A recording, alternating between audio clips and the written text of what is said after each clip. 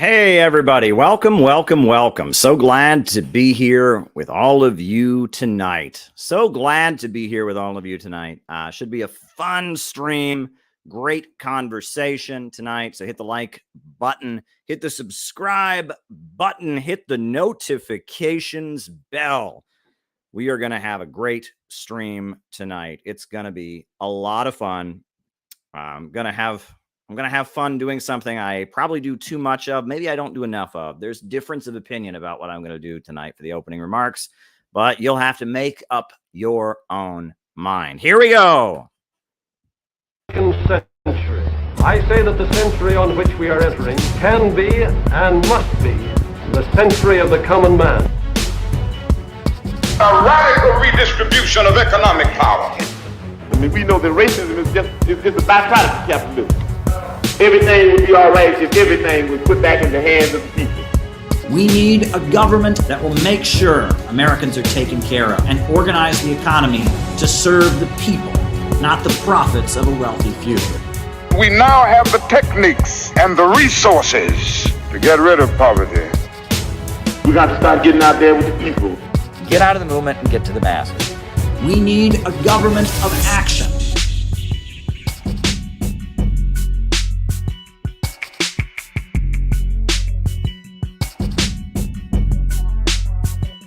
All right, everybody. Welcome, welcome, welcome. I'm so glad to be here with all of you tonight. It's, I guess I'll just quickly get out of the way for those of you who may not be familiar with how we do things here. I give my opening remarks. While I'm giving them, I write the super chats down. Then we do the roll call. And then for the second half of our show, I answer your super chat questions. So if there's something you would like me to talk about in the second half of our show, please send me a super chat. I will write it down and I will try my best to give you an answer in the second half of our show. That's the way we do things. So first, the opening remarks. Second, the roll call. Third, the Q&A. So that's how we do it. Couple things. First of all, happy Easter to those observing the Orthodox Easter. The Eastern Orthodox Easter was today. The Catholic and Protestant Easter, which I observe, was last Sunday, but this Sunday is the Russian and Eastern Orthodox Easter. So happy Easter to all our Eastern Orthodox friends. I know there's a lot of people in the audience who observe the Russian Orthodox form of Christianity, and so I want to make sure that you all are, are given your proper greeting for the holiday. Happy Easter. I went to the gym today, and I told you all I do this thing where I put my arms up in the air and I just try to hold them up for as long as I possibly can to build up upper body strength because it builds posture. I don't know what was in me today, right? I exercised yesterday. Today, I went to the gym. I just came from the gym and I was scrambling to get everything in order. Went to the gym, exercised, got some food. And then I came back here to go do this stream. Was getting, video together for the next little thing we're going to do. But I got to tell you, when I was at the gym today, I did the thing where I put my arms up in the air and I just hold them up for as long as I possibly can. And I have this like 2-hour recording of John Philip Sousa that I can listen to. And I know what song is what. So it helps me keep my hands up in the air for the longest time. I did this. Right. And I just kept going. And for some reason today, my arms were just not getting tired. I was just so into it today. My arms were up in the air. I set a new record today. Today, my workout began. I kid you not. I am not exaggerating one bit. I don't know. Tomorrow, I'm probably going to try it and not be able to do half of this. But today, I had my arms in the air above my head for 20 minutes and 37 seconds. I don't know how I did it. I feel like I was kind of spaced out. I was thinking about, world events. I was not, my endurance was at its all-time peak today. I did 20 minutes and 37 seconds with my arms up in the air. And I'll tell you, I didn't even feel it that much when my arms were up in the air. But when they came down, my shoulders started aching. And so that was a great workout, So that is my all-time record.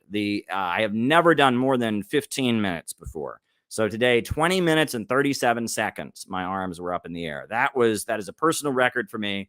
And my arms are aching. I don't know how I made myself do it, on my arms and my shoulder and my back, but it was so good for me. And it's so good for your posture to do that, right? Some people that I tell them that I do that and they say, well, why don't you just do push-ups? Push-ups don't improve your posture, right? And it's about endurance. It's about improving your posture. And so, yeah, I did 20 minutes and 37 seconds with my arms up in the air today. I don't know how I was able to do that. And I doubt I'll be able to do that again tomorrow. We'll see, though. That is my all-time record. Don't know where the strength came from, the endurance, the, intensely thinking about things. So I'm not feeling the pain as much. I don't know what it was, but today my arms got a workout. I'll tell you that much. And they're still quite sore. So that happened today. Another thing, Kim Iverson. You all remember I went on Kim Iverson's show to talk about my new book, right? Marxism, MAGA, and the Coming Revolution. Where is America going? She just now, just within the last hour, posted the video of our conversation. And it's up there. It's blowing up. I want to look at. I'll pull it up now. I don't even know what the view count is, but the view count now. Here it is. Right? She called it MAGA plus Marxism. Is America heading to its demise? Can Marxism and MAGA save us? It's already at 13K. 13K views. So that's very exciting. And her audience, you read the comments. Her audience is loving it, and so I am really excited about that. I am really happy to see that. I just dropped the link in the chat. That interview is now up on Kim Iverson's channel, and the comments are very, very positive, and I'm feeling good about that. So, that's very exciting. And this book continues to sell. This book is not like anything that's being written right now. And everyone who's read that, people tell me people are going to look back on this book. It's going to be considered kind of a turning point because I'm talking about Marxism in a way that nobody else is. And that's why Kim had me on to talk about it. And that's why the interview is blowing her audience's mind. So I'm feeling good about that. I guess, so now we got the good news out of the way. We got the good news, which is that I'm improving my upper body strength and posture. My interview with a respectable, YouTube personality and anti-imperialist commentator, Kim Iverson, is doing well. So now we're going to do something that sometimes I feel like I should do more of these kind of pieces. And sometimes I feel like I shouldn't do as many of them. I am torn. Some people in the audience really like it when I do this kind of thing. And some people in the audience really don't like it when I do this kind of thing. And I can't make up my mind, honestly. So we're just going to do it. We're going to do it because, hey, what the heck? We need something to talk about. So there's a low-level YouTuber named Danky Kang. And today, he's been making these video essays lately.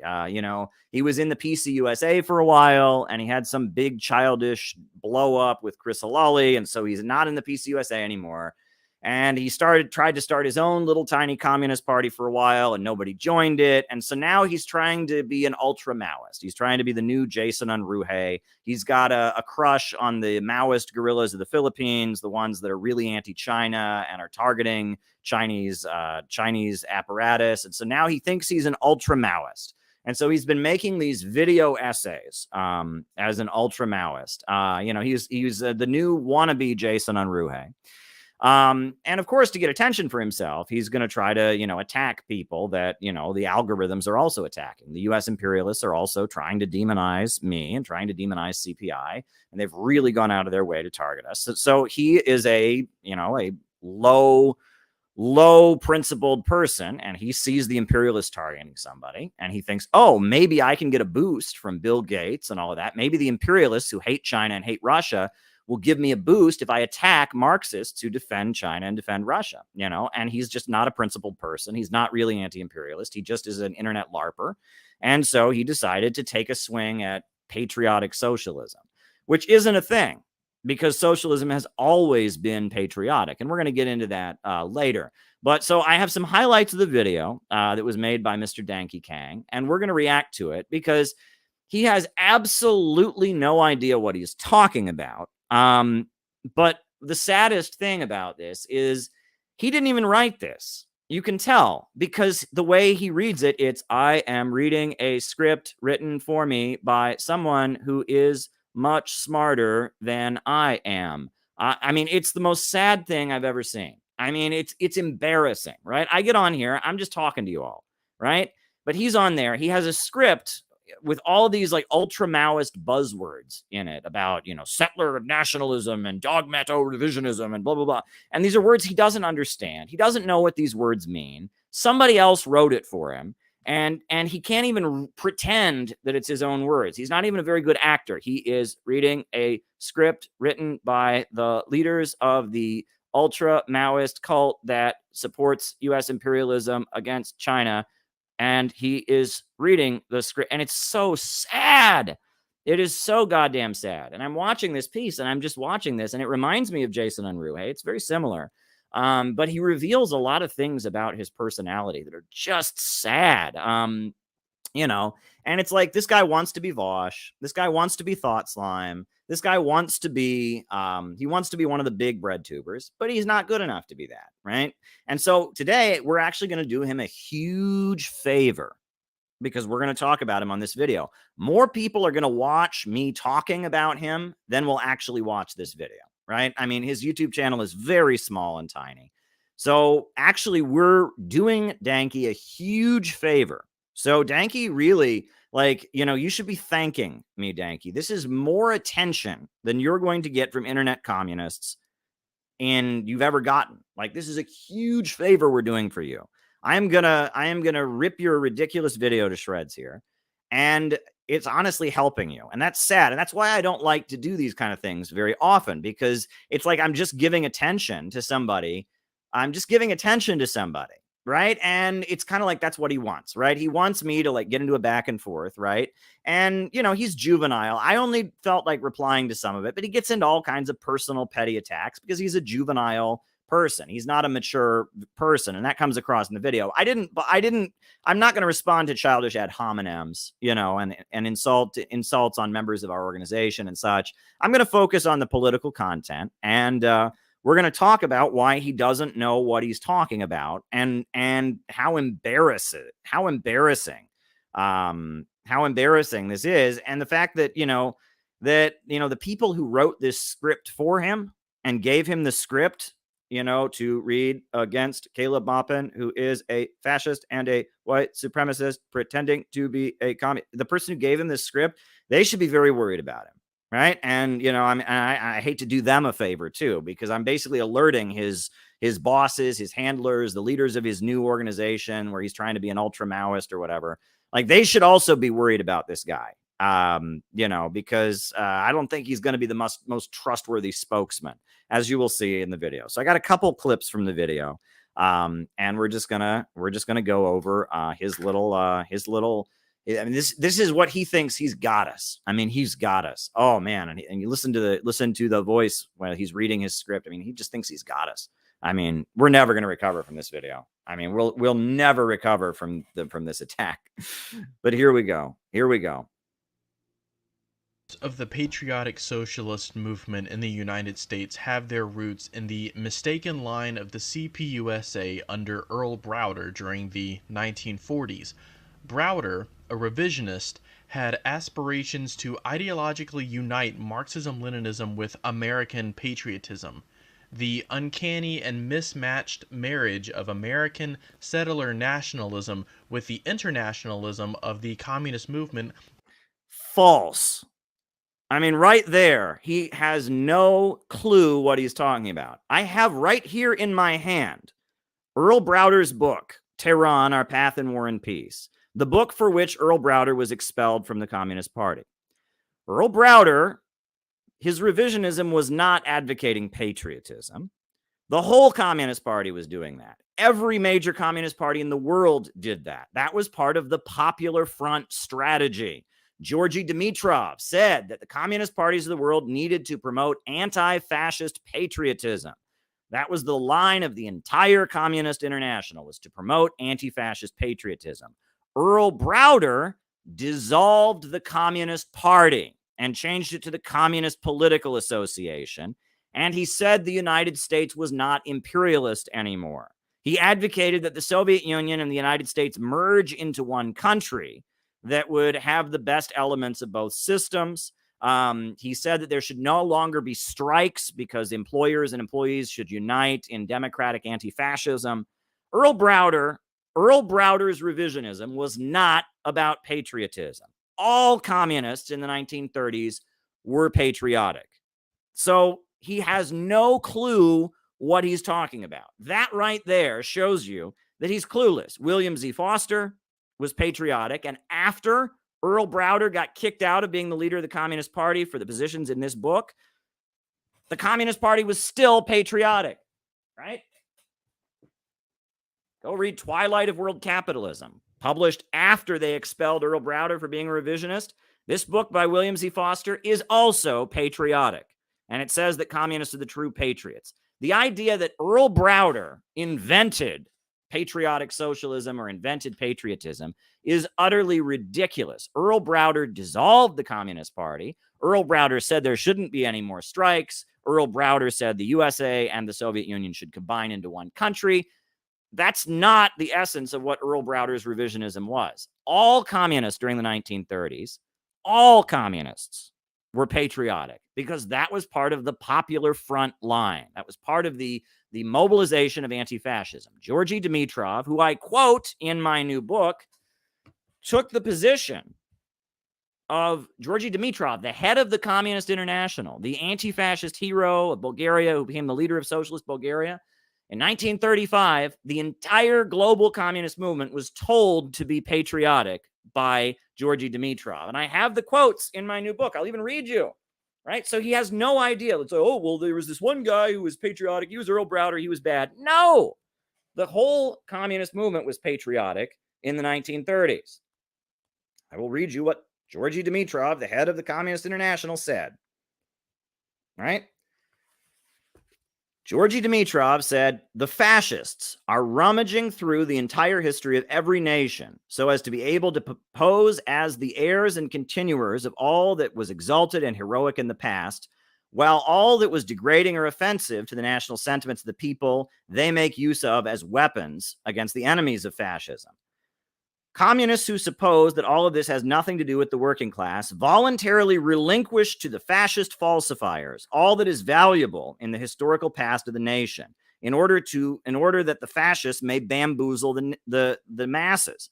So in the 1930s, I have the quotes here on the screen. I have the quotes right here in my book from where the entire Communist International, under the leadership of Stalin, under the leadership of Georgy Dimitrov, was told that in order to not let the fascists own patriotism and the history of the country, in order to not allow fascists to own that, all communist parties during the Popular Front period from 1935 to the end of the Second World War promoted American patriotism.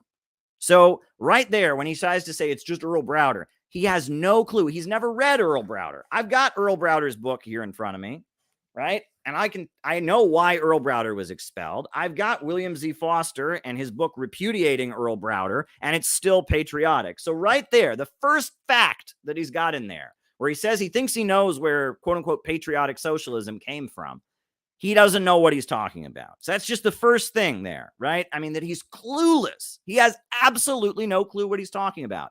The Communist Party was patriotic before Earl Browder. Go and read their pamphlets from the 1920s, Our Heritage of 1776. You can go read how patriotic they were, and they were patriotic after Earl Browder. The Communist Party said communism is 20th century Americanism.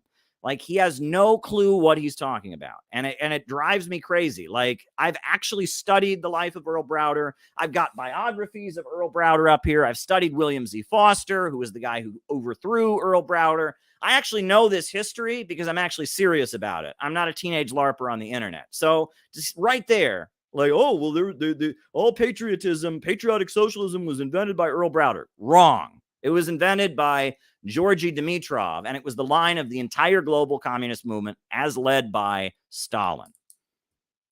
Not work well for a myriad of reasons.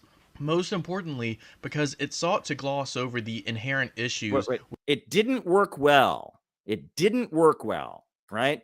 So this line of the Communist Party of being patriotic, it didn't work well. Didn't work well. Now, what happened during the 1930s? Roosevelt built an anti-fascist alliance with the Communist Party, where they built labor unions, where workers occupied their factories, Social Security was created. The USA aligned with the Soviet Union to defeat the Nazis in World War II. Labor unions were recognized in all the major industries, in the steel industry, in the auto industry. Millions of working class people saw their living standards vastly improve because of these things. How did it not work well? The Communist Party during this period had almost 100,000 members. Now, they didn't take power. They didn't have a revolution. But compared to anything that Danke's ever done, compared to anything any Maoists or crazy ultra-leftists have ever done, the Communist Party of the 1930s was way, way more successful than anything he can point to in the United States. I mean, it's like you want to say it didn't work out well. I'm sorry. The Communist Party having its conventions in Madison Square Garden, the USA aligning with the Soviets to defeat the Nazis, Roosevelt, the president of the United States, inviting Gilbert Green, the leader of the Young Communist League, over to the White House, unionizing, all the major industries of the United States. I mean, black intellectuals like Paul Robeson joining the Communist Party. Like, what is your measurement of not working out well, Danke? I mean, you say it didn't work out well. It's worked out. There has not been a time since the 1930s when the Communist Party was in its popular front period where communism has had anywhere near the amount of influence among the U.S. population. Back in the 1930s, when Earl Browder was leading the Communist Party, and Earl Browder didn't invent patriotic socialism, but during that period, that was the height of American communist influence. That was the period where the communists were running the labor unions. That was the period where the Soviet Union and the USA were allies against the Nazis. That was the period where Hollywood writers were in the Communist Party. That's the period where like the leading black intellectuals, W.E.B. Du Bois and Paul Robeson and William L. Patterson were in the Communist Party. You're saying it didn't work out well. Like, what can you point to as success? I mean, I'm not saying that was necessarily the model. The Communist Party of the 1930s, they didn't have a revolution because it wasn't a revolutionary situation. But in terms of having an effective organization, Danke, the Communist Party of the 1930s has astronomically way more of a base among the population than anything that's ever come since then. So for you to say, well, it just didn't work out well, like what does working out well mean? And what can you point to? What can you point to? Where's an example of unpatriotic socialism working out better? Show me an example of unpatriotic socialism, socialism that burns the American flag and says, America's an evil settler country. I hate America. So show me an example of that working out better, Danke. Show me one example of non-patriotic socialism doing better than the Communist Party did in the 30s. Like, I mean, that in and of itself, you want to talk about ignorance. Like, he has no understanding of the history he's talking about. To say the Communist Party of the 1930s didn't work out well, I mean, that's like, again, they didn't take power, but, in terms of influence, Jesus Christ. Next point.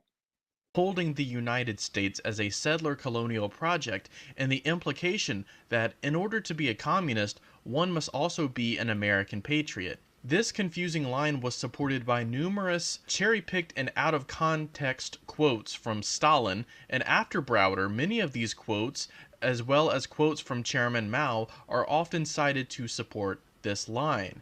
It must be stated that these various quotes are out of context and do not support the argument for American patriotism, but rather argue against it. Well, let's pull up one of these quotes, Danke. Let's pull up one of them. I've got a whole essay. It's not just a quotation. This is a whole essay by Vladimir Lenin called Great Russian National Pride. Vladimir Lenin called the Russian Empire the prison house of nations because there were so many different nationalities that were oppressed. But yet, Lenin wrote an entire essay in 1914 as World War I was breaking out, explaining why the Bolsheviks were patriots and they supported Russian national pride. They didn't support imperialism. They didn't support chauvinism against oppressed nationalities. But this entire essay says that communists are patriotic to Russia. That's what it says. They love Russia. They are proud of Great Russia, which is not just Russia, but the surrounding countries. That communists in Russia, the Bolshevik Party, embraced patriotism to Russia at a time that Russia was an imperialist country, at a time that Russia was a prison house of nation with many nationalities. Lenin advocated patriotism to Russia. He told the Bolshevik Party to love Russia. So this is not cherry-picked. This essay, this long essay, an entire essay by Lenin, at the time that World War I, an imperialist war, is breaking out, he's saying we have to oppose the war, but we are patriotic to Russia. We love Russia. We love the fatherland. We love Russia. We are proud of our Russian nationality. So how is that cherry-picked? How is this whole essay by Vladimir Lenin telling Russians, even though he calls their empire a prison house of nations, and he denounces Russian imperialism, telling Russians to love their country? How is that cherry-picked? How is that? That is not cherry-picked, my friend. If Lenin can tell the Bolsheviks in 1914 to love Russia, even though the Tsarist regime was a prison house of empire, prison house of nations, then how can we not love the United States at this very moment? I mean, this is just utterly ridiculous. I mean, oh, it's cherry-picked. It's cherry-picked. No, it's not cherry-picked. This whole essay, go and read this whole essay and tell me Lenin wasn't patriotic. Lenin was a patriotic Russian, but he opposed Russian imperialism. I am a patriotic American, and I oppose American imperialism. And it is my duty to get the American working class to understand that imperialism is also their enemy, and that the people of the colonized world share a common enemy with them. U.S. imperialism is not just the enemy of the people in the developing world, it's the enemy of all humanity. And the working people of the imperialist homeland should unite with the peoples of the colonized world against the big monopolies and big banks that run the United States. That is Leninism, that the working class at home should align with the people of the world to defeat imperialism. That's Leninism. But you don't think that, do you, Danke? You think imperialism is good for the American people. You want the American people to think that imperialism benefits them. You just want them to be ashamed of it. You just want them to feel guilty about it. You just want to point the finger at them and say, you're a racist, you're a settler. I'm better than you because I read books. That's not Leninism, my friend. Leninism says that it is our duty to get the working class of the imperialist countries to align with the people of the colonized world fighting for national liberation. You have no understanding of what Leninism is, and I'm pointing you to an entire essay, not a cherry-picked quote by Lenin, explaining the actual Leninist position on national pride and love for one's country. All communists are patriotic. Patriotic socialism is not a thing. All communism and all socialism is patriotic. But continue. One have the intellectual honesty to investigate their context. In my Essentials of Maoism series, I will discuss the issues of settler nationalism in depth, but the important lesson here is that nationalism may either be revolutionary or reactionary, depending on the state for which this nationalism advocates. Well, I have said over and over and over again that we at the Center for Political Innovation are not nationalists because the United States is not a nation. We are patriotic. Nationalism is glorification and celebration of a nationality or a nation. Patriotism just means you want the best for the country that you live in. If you live in Brazil, if you want life to get better in Brazil and you love the people of Brazil, you're a patriotic Brazilian. If you live in Australia and you want life to get better for people in Australia and you love the people of Australia, you're a patriotic Australian. And if you're at all serious about politics in the United States, you can say, I love the people of the United States. I want the United States to get better. And that makes you patriotic. Nationalism is something different. And the United States is not a nation. We don't have a common language. We don't have a common culture, a common heritage. There are oppressed nations within U.S. borders. The black people, the descendants of slaves, are an oppressed nationality that's been segregated with their own communities, their own dialects of the English language, etc. The Chicano people are a nationality, but there is no American nationality. The American people are not culturally, economically, linguistically combined. We're not Frenchmen. We're not Scots. we're not Germans. We don't have a nationality. So I've said over and over and over again that I do not advocate a nationalism for the United States. So that is just a distortion. Number one, patriotism is not nationalism, and it is your duty to love the country in which you live, right? And so saying that loving the country in which you live is nationalism, which it's not, it's patriotism, and saying that that is somehow, I mean, this is so much distortion here, right? He's doing leaps and backflips because he wants to be a LARPer on the internet. He doesn't want to build a mass movement. He doesn't want to actually win people over like the Communist Party did in the 1930s. He just wants to feel like he's better than everybody else. And he just wants to take a dump on the society he lives in and feel good about himself because all the people around him are a bunch of sheep, but he understands communism. He doesn't get it. He doesn't get it. If you're at all serious about having a political impact in the country in which you live, you don't go around wishing ill will on it. You express a desire to make life better in America. Patriotism is just normal. If you want a better life for the American people and the society you live in, you're patriotic. There's nothing wrong with it. Decolonial or anti-imperialist projects, such as new democratic projects, there is proletarian patriotism which can serve as a positive revolutionary force. However, in settler colonial or imperialist countries, the nationalism which manifests in these countries assumes a settler chauvinist position, which ultimately reinforces the settler colonial project. Wrong. And you know who said you were wrong? Lenin. And it's not a cherry-picked quote. It's the entire essay by Lenin on how Russia was an imperialist country, but he was loyal to Russia and he supported national pride and patriotism for Russia. You're just lying. You're just lying. This is a bunch of woke crap, settler nationalism. That's not Marxist language. It's just a bunch of woke crap, right? You're talking about white privilege and mansplaining and all this. None of this is Marxism. This is all just woke crap, Danke. This is just a bunch of woke crap. Put your Judith Butler in the garbage. Put your bell hooks and your Jay Sakai in the garbage. Go read actual Marxism. Go read Lenin, go read Stalin, go read Marx, go read Mao, go read William Z. Foster, go read actual Marxism. You're doing some woke campus garbage right now funded by the CIA.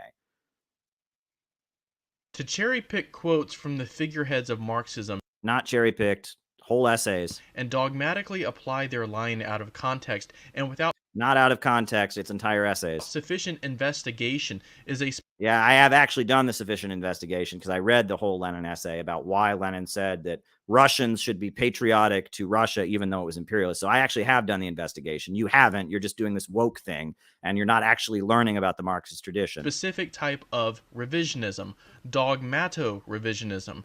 Yeah, I mean, you can tell he totally thought of this on his own, right? No one wrote a script for him here. Well, this is dogmato revisionism. Like, I mean, this is so sad. Who wrote this script for him? But we'll get to that later. Which we will also cover in my series. To recap, dogmato-revisionism is a form of dogmatism which seeks to rigidly and uncritically apply theory not derived from scientific investigation or the process of deriving true knowledge from practice, but rather out of a quasi-religious adherence to the words of these various figures. And what's your practice, Danke? What organization have you ever built? What movement have you ever built, right? What efforts have you ever built to, I mean, when was your conference that you had? What protests and demonstrations have you been leading, Danke? You're saying that theory divorced from practice, where it just becomes, this thing you recite. That sounds a lot like your YouTube channel, because I don't see you doing anything. The only organization you've ever been in, PCUSA, couldn't stand you, and you had a childish blow up, and now you're just a YouTube guy. So yeah, I don't think you should really be talking about how theory divorced from practice isn't okay, because I'm building a real organization and I have quite a record of practice, and you don't, my friend. You don't. You just shit on people who do on the internet. This dogmatism enshrines, especially in this instance, a mode of reactionary thought in the form of settler nationalism, which debilitates settler nationalism. Again, we're not nationalists. Settler is not a Marxist word. The proletarian movement. Enemy number one is Caleb Maupin. And okay, now here you hear this. This is important. This is really important here. I can't get over this, right? Wait. This is important. a mode of reactionary thought in the form of settler nationalism, which debilitates the proletarian movement. Enemy number one is Caleb Maupin and his organization, the Center for Political Innovation. That's right. Did you hear that? We are enemy number one. Enemy number one is the Center for Political Innovation.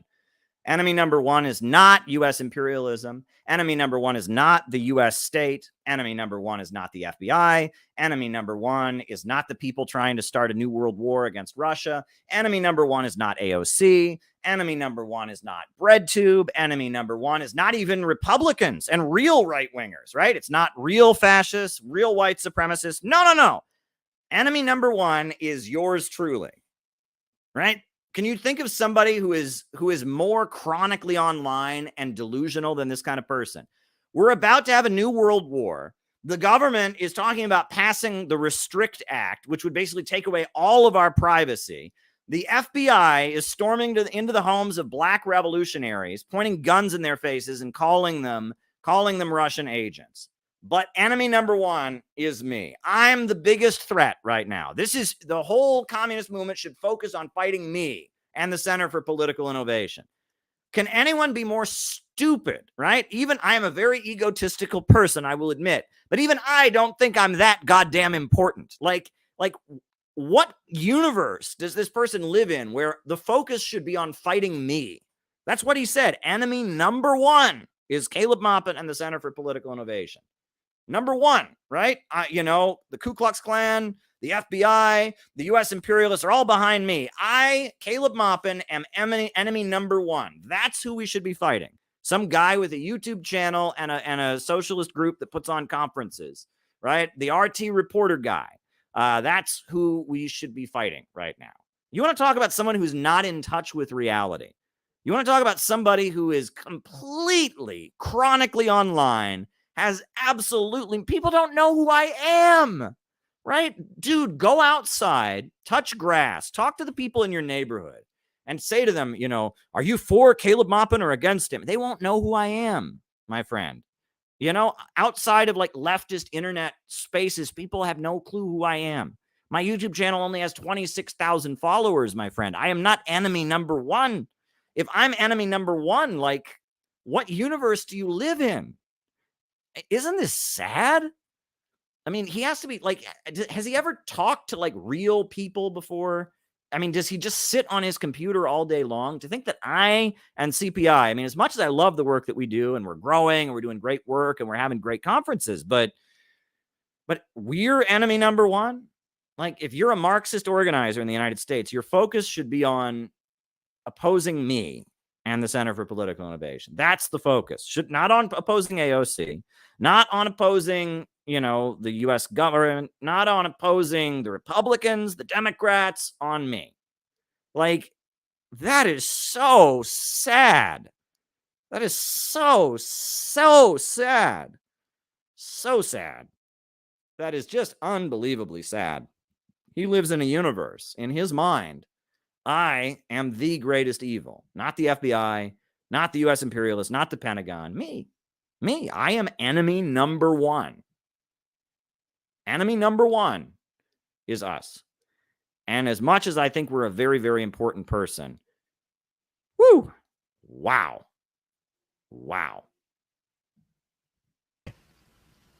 Caleb is a chameleon who has been on the scene for a long time, and I'm ashamed to say that in my early days on YouTube, I promoted and platformed Maupin because I mistakenly believed him to be a principled communist. This is great. Oh, this is great. He doesn't just say this. It gets better.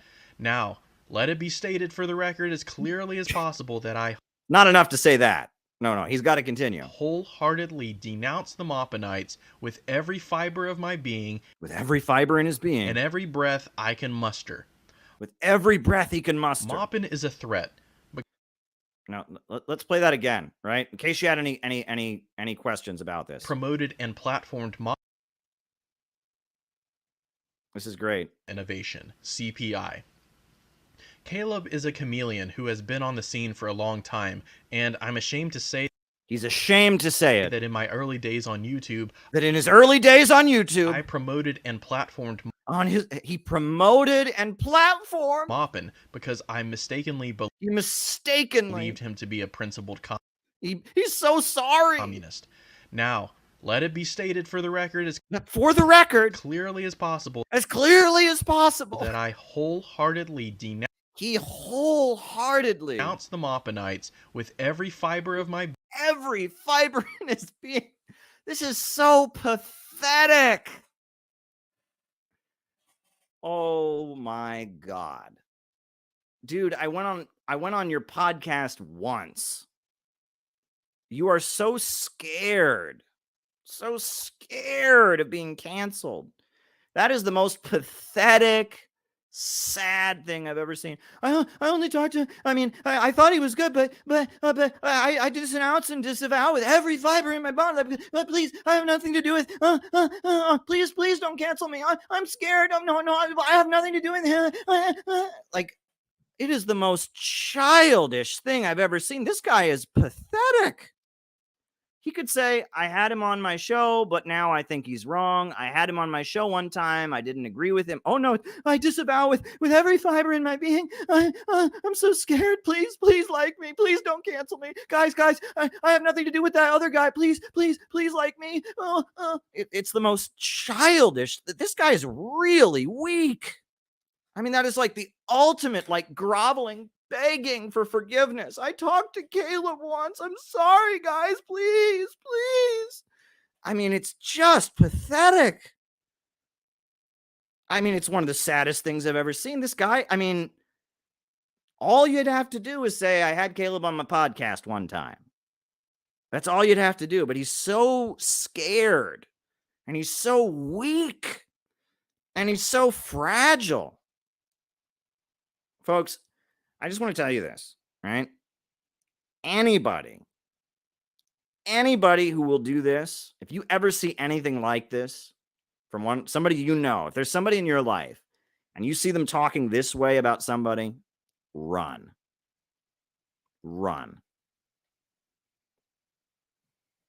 Because if someone is this emotionally fragile, they will throw you under the bus in a heartbeat. They are not your friend.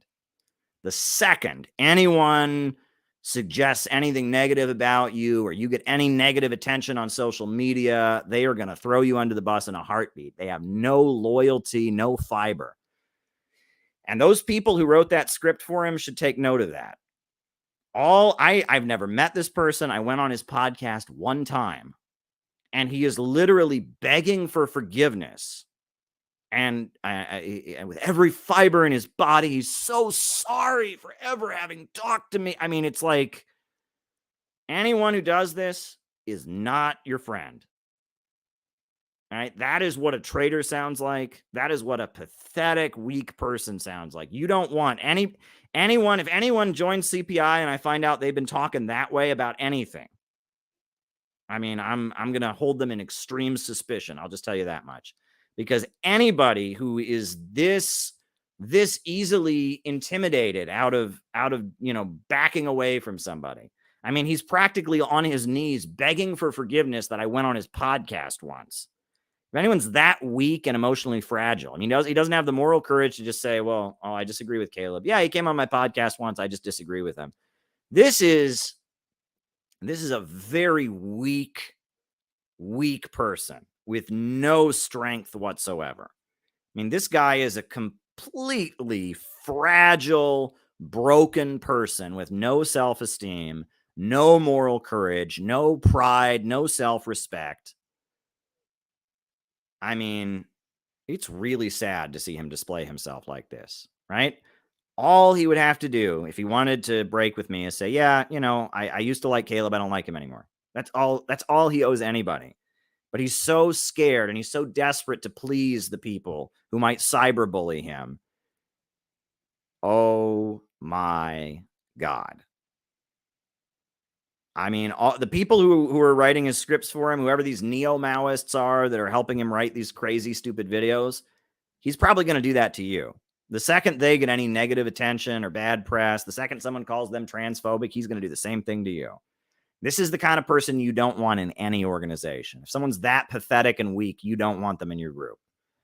right? This is not a loyal cadre. This is not a loyal friend. This is the kind of person, revolutionary organizations, sometimes the government comes after them. Sometimes people are intimidated and threatened by law enforcement. This is the guy who would testify against his comrades in a heartbeat. This is the guy who would name names before the House Un-American Activities Committee in a heartbeat. The second he got scared that somebody might get mad at him, the second he got a notion that it might be unpopular, that somebody might judge him or whatever, he just crumbles. Like all he would have to do is say, I don't agree with Caleb anymore. Yeah, he went on my podcast once, but oh no, he's broken. He has no strength whatsoever. This is a very, very weak person. And if you see this kind of weakness in a person, get him out. Get him out of there. I'm just telling you, because this is a weak, trembling person who will put your organization in danger. I think there's a role for everybody, but if somebody displays these kinds of characteristics, this level of pathetic groveling before cancel culture, they're a danger to you. They're a danger to the whole organization. I'll just tell you that much. I've never seen anything like this. I have never seen anything like this. Again, all he would have to do on his tiny little YouTube channel is say, I don't agree with Caleb anymore, but he did this. Yeah. Wow. But continue, Danky. In every breath I can muster. Maupin is a threat because he knows the rhetoric of Marxism. He understands how to sound like a Marxist and how to speak with authority. But do not make the mistake I made and equate this rhetoric with a legitimate belief in Marxism. Caleb is the epitome of an ideological chameleon who changes his colors as often as he changes his suits. He promotes LaRoucheism and Duganism. Okay. You know who else promotes LaRoucheism? The Chinese government. The Chinese government has Helga Zepp LaRouche on their media all the time. CGTN has Schiller Institute commentators on there all the time. If I'm trying to oppose imperialist war, I'm going to have a relationship with the LaRouche people. The LaRouche people are much more respected in China than any of the American communist groups are. And, I go to global communist gatherings. I've been to 2 world festivals of youth and students. I was the honored speaker in Brazil at the Trade Union Center of Brazil's National Congress in 2016. I think I know a little bit more about global Marxism than you do. You, Danky, are an ultra-Maoist. You're one of these very fringe, obscure elements. You are aligning yourself with people who don't support China, the biggest country in the world in terms of population led by a communist party. People who denounced China in 1976. People who don't support Cuba and think that Cuba is revisionist because it didn't align with China during the Cold War. People who don't support North Korea. People who don't support Vietnam. People who don't support Nicaragua, don't support Brazil. You are aligning yourself with a fringe group of fanatics who don't align with any currently existing communist government in the world. And you're going to tell me that I sound like a Marxist? My friend, I have been to these countries. I have met with the leaders of these countries' communist parties. I am well loved and promoted in Chinese media. The Global Times of China just ran an interview with me about where they mentioned my new Marxist book. I think I'm a little bit more tuned into the global communist movement than you are. You are aligning yourself with a fringe element that doesn't support any of the current Marxist governments in the world. And let me add that every ruling communist party in the world takes the same positions that I do on Ukraine, takes the same positions that I do on Taiwan. Name one communist government in the world that doesn't support Russia in Ukraine right now. One. There isn't any. Vietnam supports Russia and Ukraine. Nicaragua supports Russia and Ukraine. Cuba supports Russia and Ukraine. And in fact, they just built a huge statue of Fidel Castro in Moscow. North Korea supports Russia and Ukraine. My views are in line with the global communist movement. Your views are in line with a couple islands in the Philippines, okay? That's who your views are aligned with. Your views are aligned with an Internet Gonzalo fan club, and my views are aligned with the government of Vietnam, the government of China, the government of North Korea, the government of Nicaragua, the government of Cuba, the government of Venezuela. So, yeah, you're telling me I sound like a Marxist. No, I know Marxism better than you do, my friend. And you are aligning yourself with a fringe ultra-leftist element, a weird, bizarre reinterpretation of Maoism that says the Soviet Union magically became capitalist after Stalin's death, that says China magically became capitalist after Mao's death, that denounces every existing Marxist government in the world, has a fetish for violence and killing, doesn't talk about economics. That's who you're aligning yourself with. You are aligning yourself with a fringe ultra-leftist current that calls itself Marxism, Leninism, Maoism, that has absolutely no influence anywhere in the world. You know, the Shining Path is historical in Peru at this point. They don't have any influence there. The Naxals in India are pretty much irrelevant. They're not coming to power anytime soon. The Maoists in the Philippines have tried to surrender. Like, you are aligning yourself with an ultra-leftist reinterpretation of Maoism that the global communist movement has repudiated. China has repudiated these views. You know, Fidel Castro has denounced these people. All the Peruvian communists I've ever met hate the Shining Path and consider the Shining Path to be a fringe, ultra-left, you know, dangerous group. I mean, you're aligning yourself with one of the most obscure wings of global communism. There are more Trotskyites than there are people like you, my friend. The Trotskyites outnumber you, right? You are like, there are more people in the Fourth International than they are in your weird ultra Gonzaloist interpretation of communism. So, and you're going to tell me that I sound like a Marxist because I sound like the Chinese Communist Party. I sound like the communists. I mean, this is ridiculous.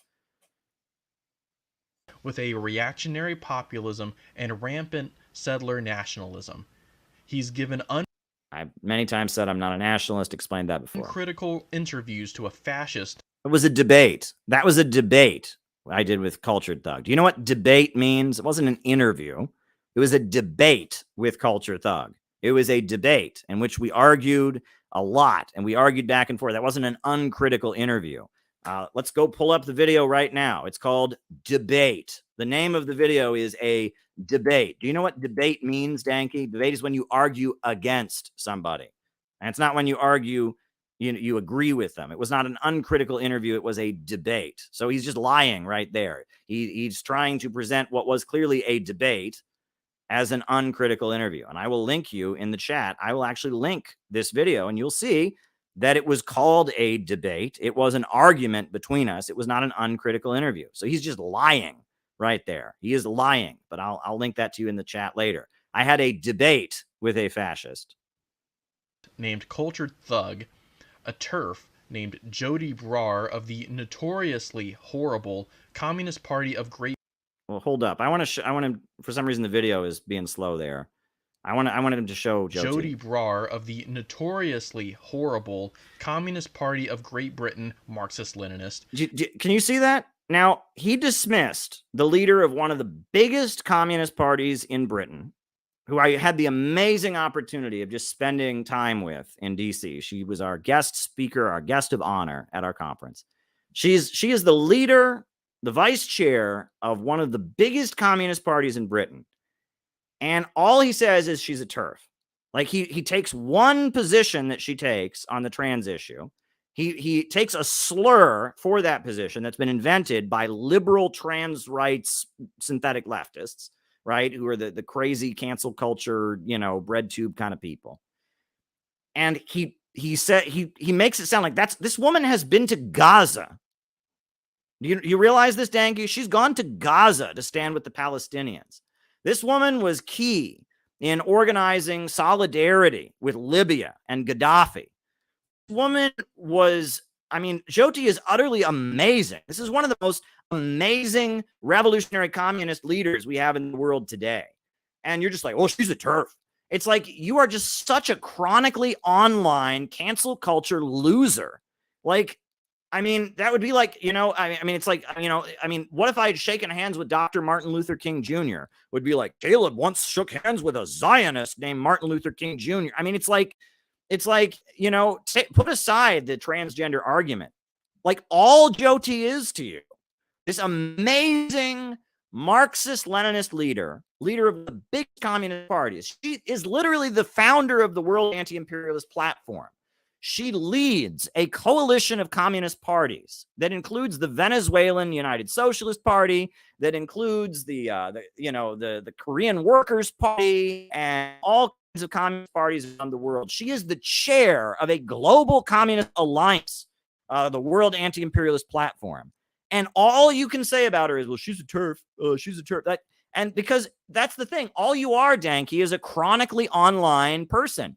You don't understand what real activism and real organizing is about. For you, this is all just some internet game where you just tack labels onto people. Oh, she's a TERF. It's like she's one of the most important communists in Britain. She is probably the most important communist in Britain today.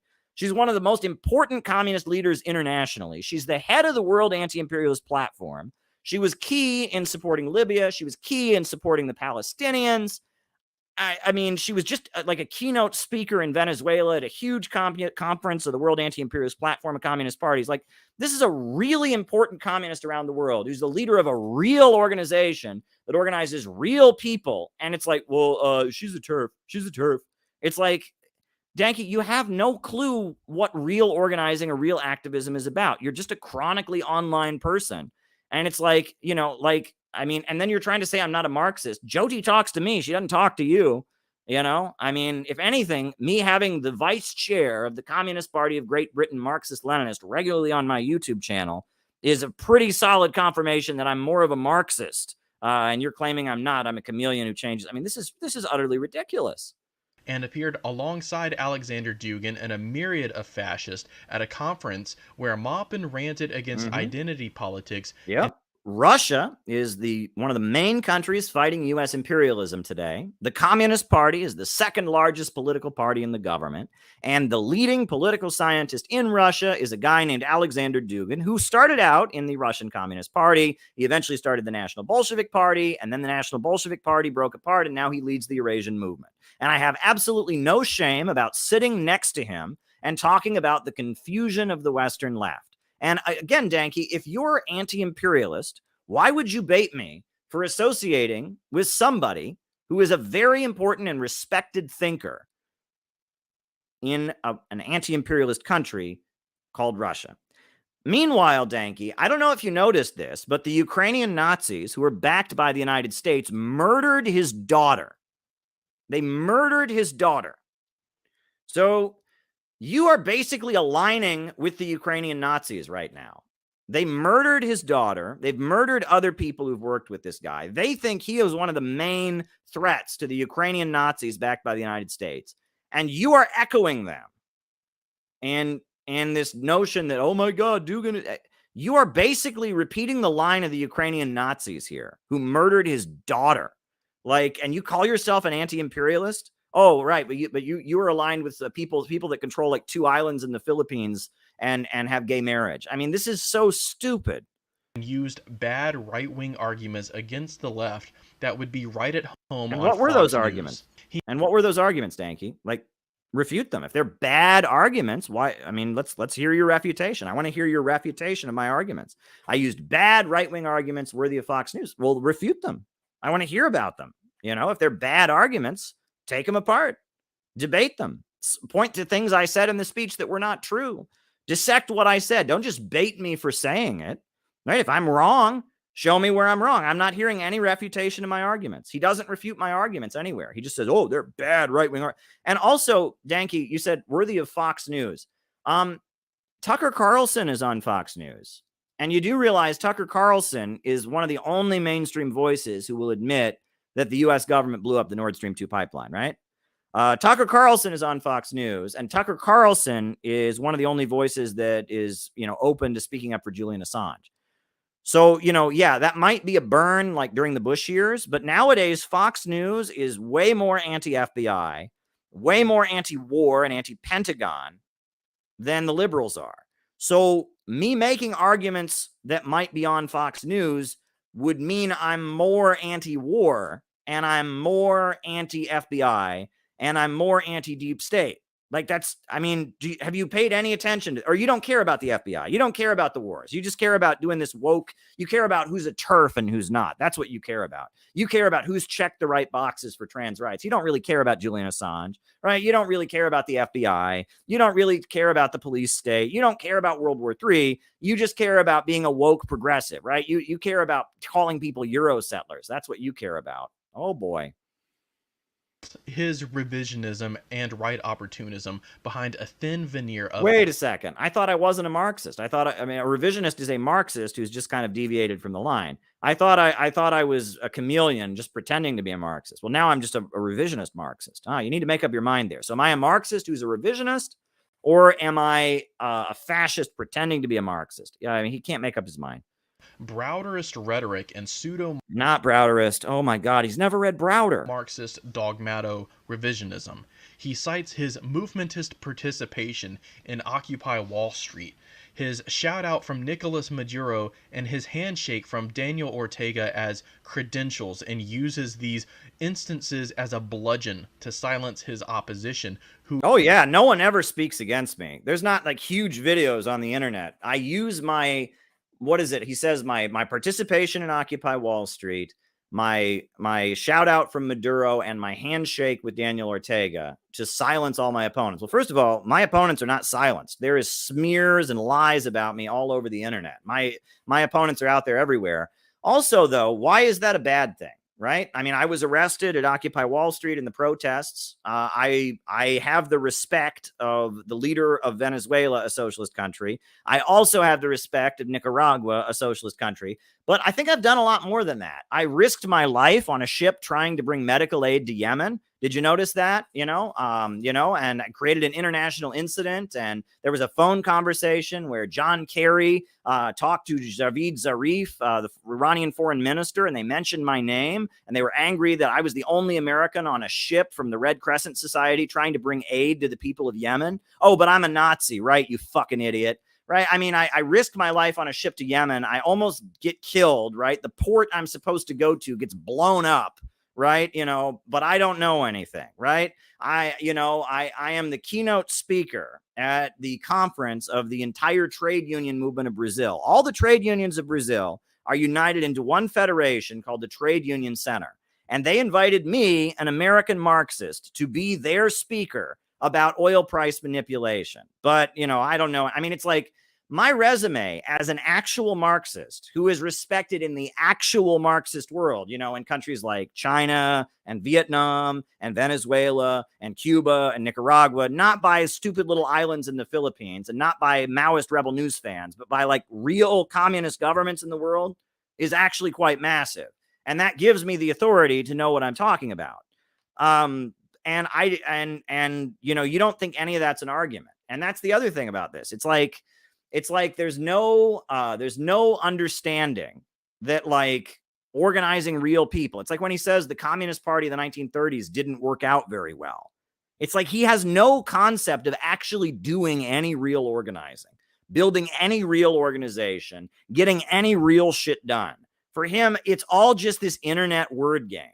Right? He has no comprehension of what actual victories in the movement, what building actual popular power means. It's all just this internet word game he plays with people.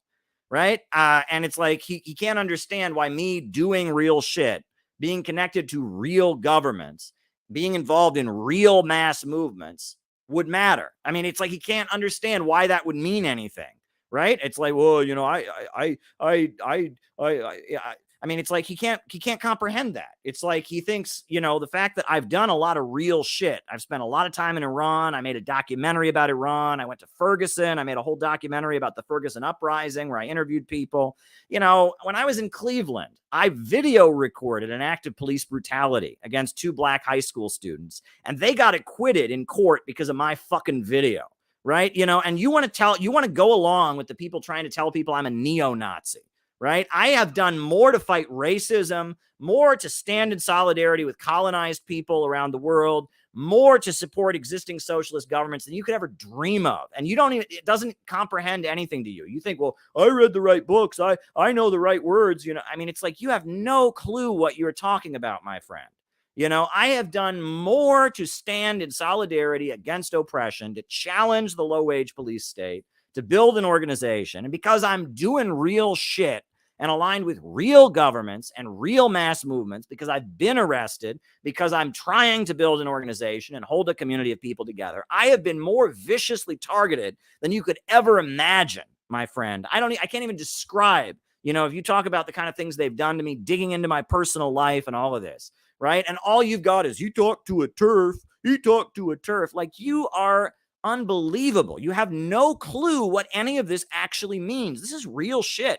You know, like, you know, those Maoists that you romanticize in the Philippines, when they have a war and they shoot, like, those are real bullets that come out of their guns. And like, real people get shot and real people die. You have no comprehension of any of this. You have absolutely no comprehension of any of this. This is all just an internet word game. This is all just a bunch of debate bro stuff to you.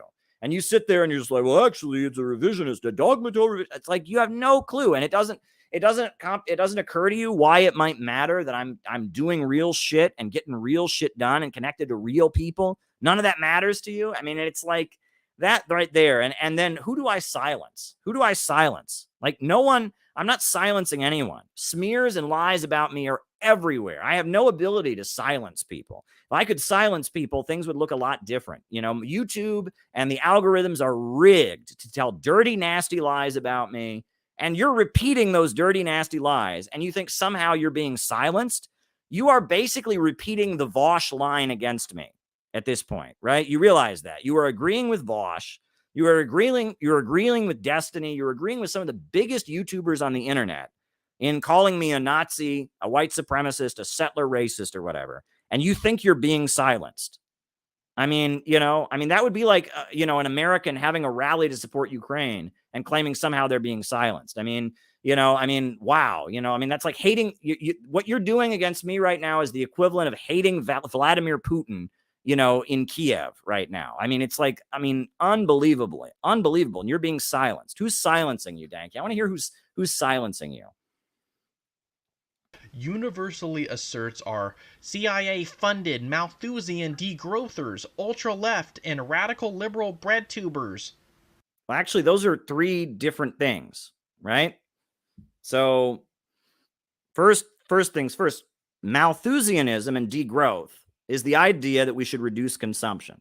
Marxism, if you read Critique of the Goethe Program by Karl Marx, the goal is to create so much wealth in society that inequality breaks down. By getting rid of the anarchy of production and the chaos of the market, so much wealth is created that the basis of the state and government can fade away, that class differences and social hierarchies can fade away. Marxism, according to Karl Marx, according to Critique of the Goethe Program, according to Capital, according to the Communist Manifesto, is about raising the level of wealth in society to reduce class antagonism and get toward the ultimate goal of a stateless, classless world. And there are people all over the United States right now who are promoting the idea that the problem with capitalism is it makes too much wealth and we should all be poorer. And I have pointed out that that's actually Malthusianism. The idea that we need to reduce the population, reduce consumption, is anti-Marxist. That's all I'm saying there, right? Degrowth, Malthusianism, the idea that you need to reduce the population, overconsumption, that is not Marxism. And that's all. That's that. So that's the first thing. It has nothing to do with the second thing, right? BreadTube. BreadTube are a bunch of YouTube personalities and Twitch streamers who are being promoted by the American government to speak in the name of socialism, and they aren't. And I was the first one to expose their connection to American intelligence. I revealed that Dr. Steve Hassan, the cult guru, is their advisor, and that he is a known CIA asset. His mentor was Robert J. Lifton, the U.S. Air Force psychiatrist, and he is well connected with American intelligence. And I revealed that. And then after I revealed that, Gray Zone revealed that Abigail Thorne, Philosophy Tube, one of the main bread tubers, is getting directly funded by the British government and the royal family. And then ContraPoints got the endorsement of Hillary Clinton. Hillary Clinton did a whole segment about how awesome ContraPoints is. So this is completely separate. My critique of degrowth and Malthusianism, that is just my understanding of Marxist economics. BreadTube and the CIA, I have been completely validated on. I have been more proven correct than anybody. All I had was inside information about Steve Hassan, and I wrote my book.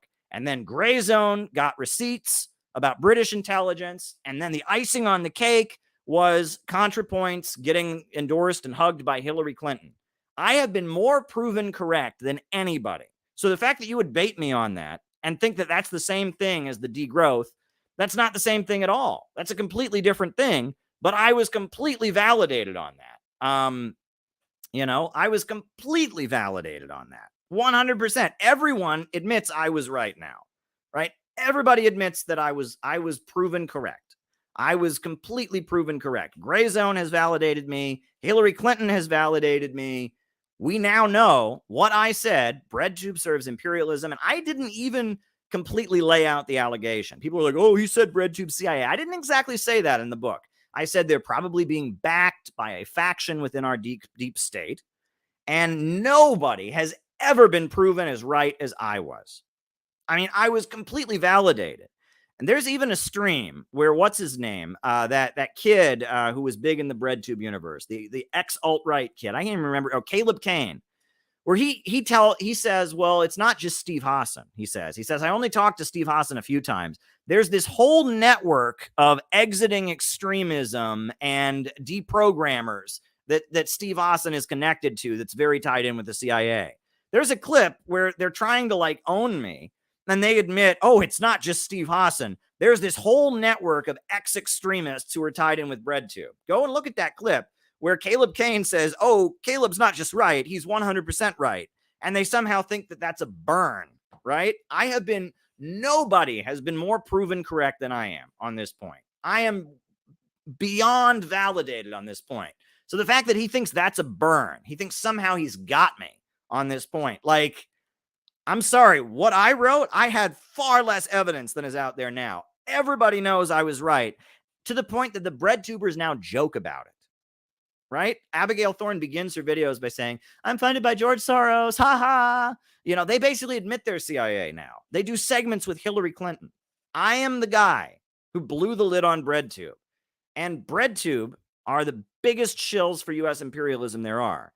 If anything, you should be making videos about how I am heroic.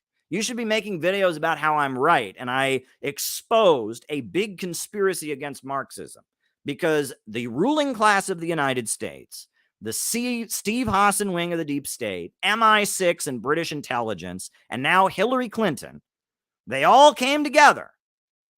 They all got together and they started promoting Marxists on the internet. And I was the first one to call it what it was. I was the first one to call it out for what it was. And if anything, you should be in awe of how correct I was. And the fact that you're making a hit piece on me to align with the BreadTube people who I exposed shows that you are utterly pathetic. If Hillary Clinton approves, then they're deep state.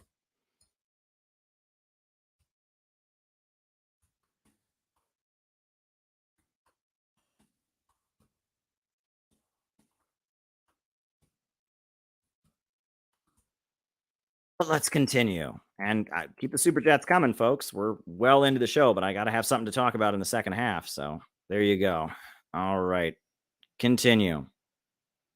Regardless of who is criticizing him, a knee-jerk default into baseless conspiracy theories, a wholehearted refusal to engage in criticism or self-criticism, in a slanderous attempt to enshrine himself as the only... Danky, you don't actually engage in real criticism. Calling someone a Nazi is not real criticism. Calling someone with the record that I have of standing in solidarity with oppressed people around the world, fighting against the low-wage police state here in the United States, and calling them a Nazi is not real criticism. criticism. Okay? That's just not real criticism. That's not respectable criticism. I'm open to criticism. In fact, I appreciate genuine criticism. Nothing in this video so far has been genuine criticism. You basically said anyone who waves an American flag is a nationalist and a racist. You lied about Earl Browder. You claimed a debate that I had with a fascist was somehow an endorsement of them. You dismissed one of the greatest Marxists in the Western world, Joti Brar, as a TERF. I have not heard a single legit criticism in this video so far. So the fact that I don't respond to trash like this, where you call me a racist and a white supremacist and a fascist and somehow a revisionist Marxist, which those things are different, you know, the fact that I don't respond to this kind of crap with sympathy, that doesn't mean I'm not able to take criticism. Real criticism would be, I think you could do it this way. I think you could do it that way. I think you're wrong on this point. That's not what you're doing here. You are character assassinating me. You said that I'm the number one threat, not the U.S. imperialists. You're basically telling people that me and the Center for Political Innovation, not the FBI, not the deep state, not the people trying to get us into a war, not even the social democrats like AOC, but me and the CPI, we are the main threat, the number one threat. And you expect me to treat this like it's just a legit criticism? Like it's like, oh, he's got a point there. Oh, yeah, well, that's a fair point. I'll have to think about that. Like, when you engage in this kind of childish character assassination, no one has any obligation to take it seriously. If you were to actually read anything that I wrote, and come up with a real criticism of what I wrote, I would like that. And in fact, one of the best criticisms I ever got was from a libertarian. And I'll tell this story, right? It's a sidetrack, but hey, what the heck? You know, I'll tell this story because actually you can learn from criticism. Criticism is a good thing. Yeah.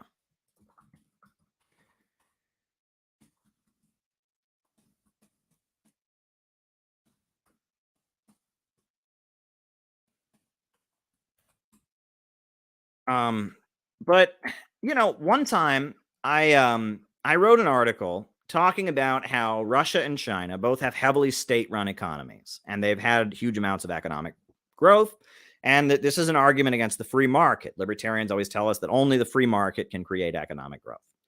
And there was a libertarian who read my article, and they actually made a really, really good point that I had never thought about before. And the more I investigated and the more I studied Deng Xiaoping theory, I realized they were right. And it was a really good point, and it really changed the way I think about Marxism, which is they said it's true that Russia and China both have heavily state-controlled economies. Russia's got Gazprom and Rosneft, two state-controlled energy companies that are like the basis of their economy. China has a huge amount of state-run industries. But, they said, unlike the United States, the middle class of both Russia and China is big and growing, and that small business owners are a much bigger part of Russian and Chinese society. That is a really good point. That's real criticism. They pointed out that libertarians really value small business owners, and the free marketeers really like small business owners, the marketplace competition, and that, yes, Russia and China do have heavily state-controlled economies, but in their control of the economy, both the Russian government and the Chinese government have both worked very hard to facilitate private companies and a marketplace. That is a really good point. That's true, right? And that 21st century socialism, if you look at the theories of Marta Harnacker, who's the ideologue behind Bolivarian socialism in Latin America, if you look at the successes that they've had in Bolivia and Nicaragua with their micro entrepreneurship program, a state-controlled economy facilitating a market sector is actually a big part of 21st century socialism. It's a big part of Deng Xiaoping theory. It's a big part of Bolivarianism. And I learned so much from that real criticism. This libertarian actually read what I wrote, and they fact-checked it, and they admitted, well, I was right about this, but I was missing something. That's real criticism, and that's good criticism, because they taught me something I didn't know. You're not doing that, Danke. All you're doing is calling me a racist settler, American colonial, guy. You're doing guilt by association. You're doing internet cancel culture. You're lying about my record. You're distorting my positions. You're calling us Nazis. Like, none of this is legit criticism. This is just childish baiting. This is just childish baiting. That's all this is. You know, you hear LaRouche, you get triggered. You hear China, modern China, you get triggered. You hear turf and you get triggered. Like, none of this is a legitimate criticism. And so when you come at me with this kind of garbage, right? None of this is all just chronically online loser bullshit. He talked to a fascist one time, and then he talked to this woman who was like a turf, and he likes LaRouche, and this is not legit. This is not legit criticism. You're not engaging with my ideas. You're not pointing out flaws in my logic. You're just cancel culture baiting. That's all you're doing. LaRouche is bad, and like he promotes LaRouche. And this woman in Britain, like I don't know anything about her, but I heard that she's like a turf, and so like you talk to her and she's the turf. Oh my god. That's all you're doing. I'm not going to respond to that politely. I'm not going to give that any respect, because that's not genuine criticism. That's just stupid, chronically online bullshit. And it fits in with you saying that the Communist Party of the 1930s didn't work out too well. Good night. Good night. Good night. True Marxist in America today. When have I ever said that? That I'm the only true Marxist in America today? When? Show me one place where I've ever said that. His followers in the CPI dogmatically devote themselves to Maupin, and Caleb is fond. Did you hear all that? All CPI members in there, just so you know, you dogmatically devote yourself to me. Did you hear that? Just so you know. I mean, that's what he knows about your life, right? You know, I think you've all quit your jobs, right? You've all signed over your homes and property to me. You all walk around with T-shirts with my face on it. Like, has he ever met a member of CPI? You dogmatically devote yourselves to me. This is just stupid. This is just stupid. Of unleashing his followers on any and all detractors he has. I unleash my followers. Like, this is so sad. Were people mean to you on the internet, Danky? Were people mean to you on the internet?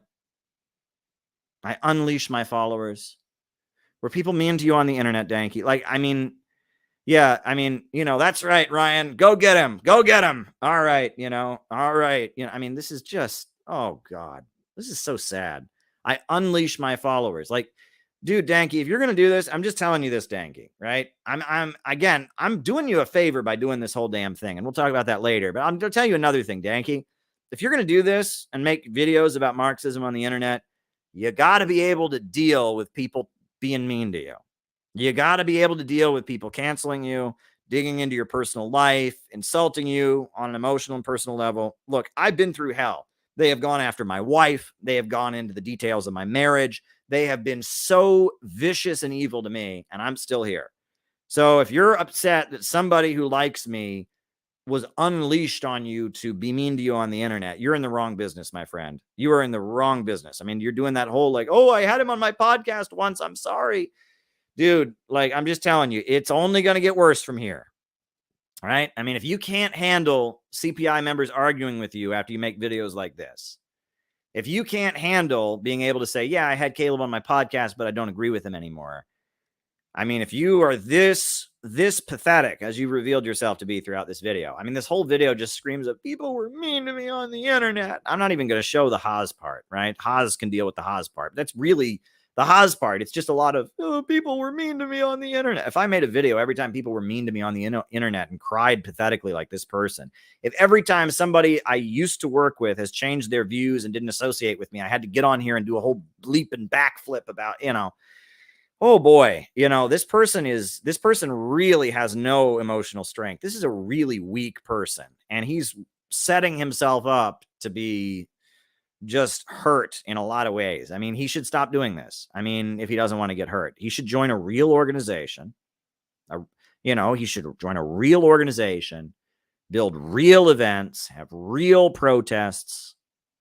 That's what he should do. He needs real life movement experience, because the internet is just a mean, nasty place where people are just mean and nasty and lie about people and stuff like that. It's only going to get worse for you here, Danky. It's only going to get worse for you. And if this is how you're reacting to everything that's happened so far, your channel's like tiny at this point. It's only going to get worse. The bigger you get, the more jealous people are going to be.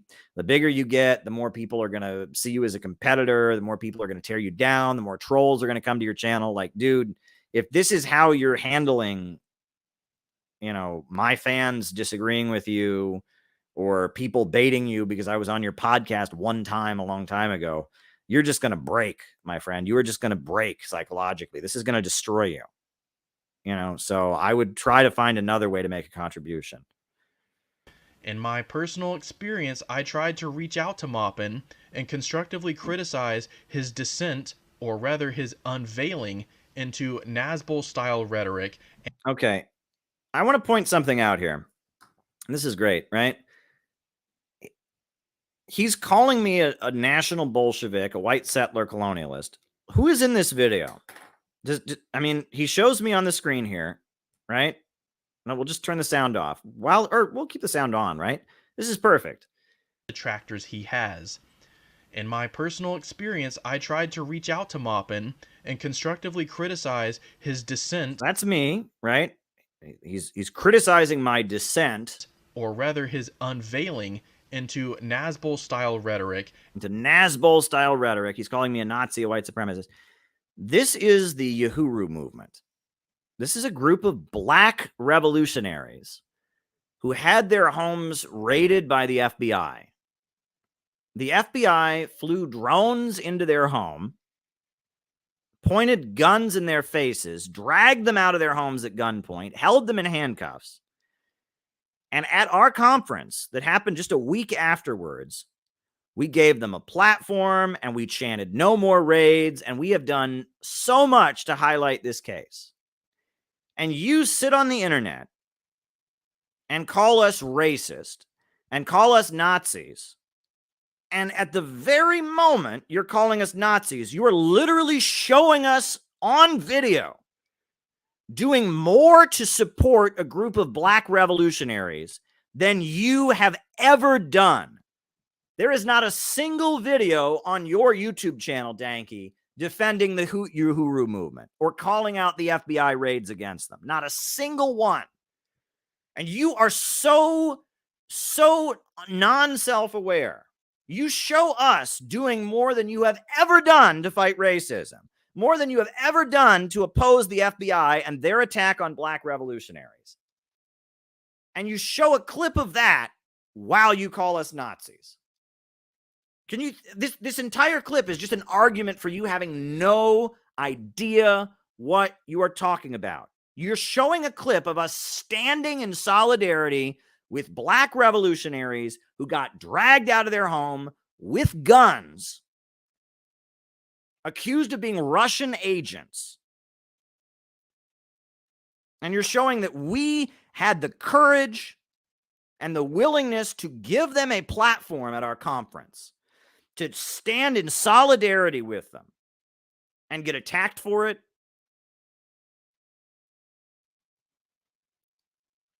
And you show that on the screen while you're trying to tell your audience that we're racist. I mean, I don't know what to say. I mean, can you be more out of touch than reality? I mean, this guy has done nothing to support the Uhuru movement. Absolutely nothing to support the Uhuru movement. Nothing. And he makes a video calling us white supremacists, calling us racists, calling us settler colonialists.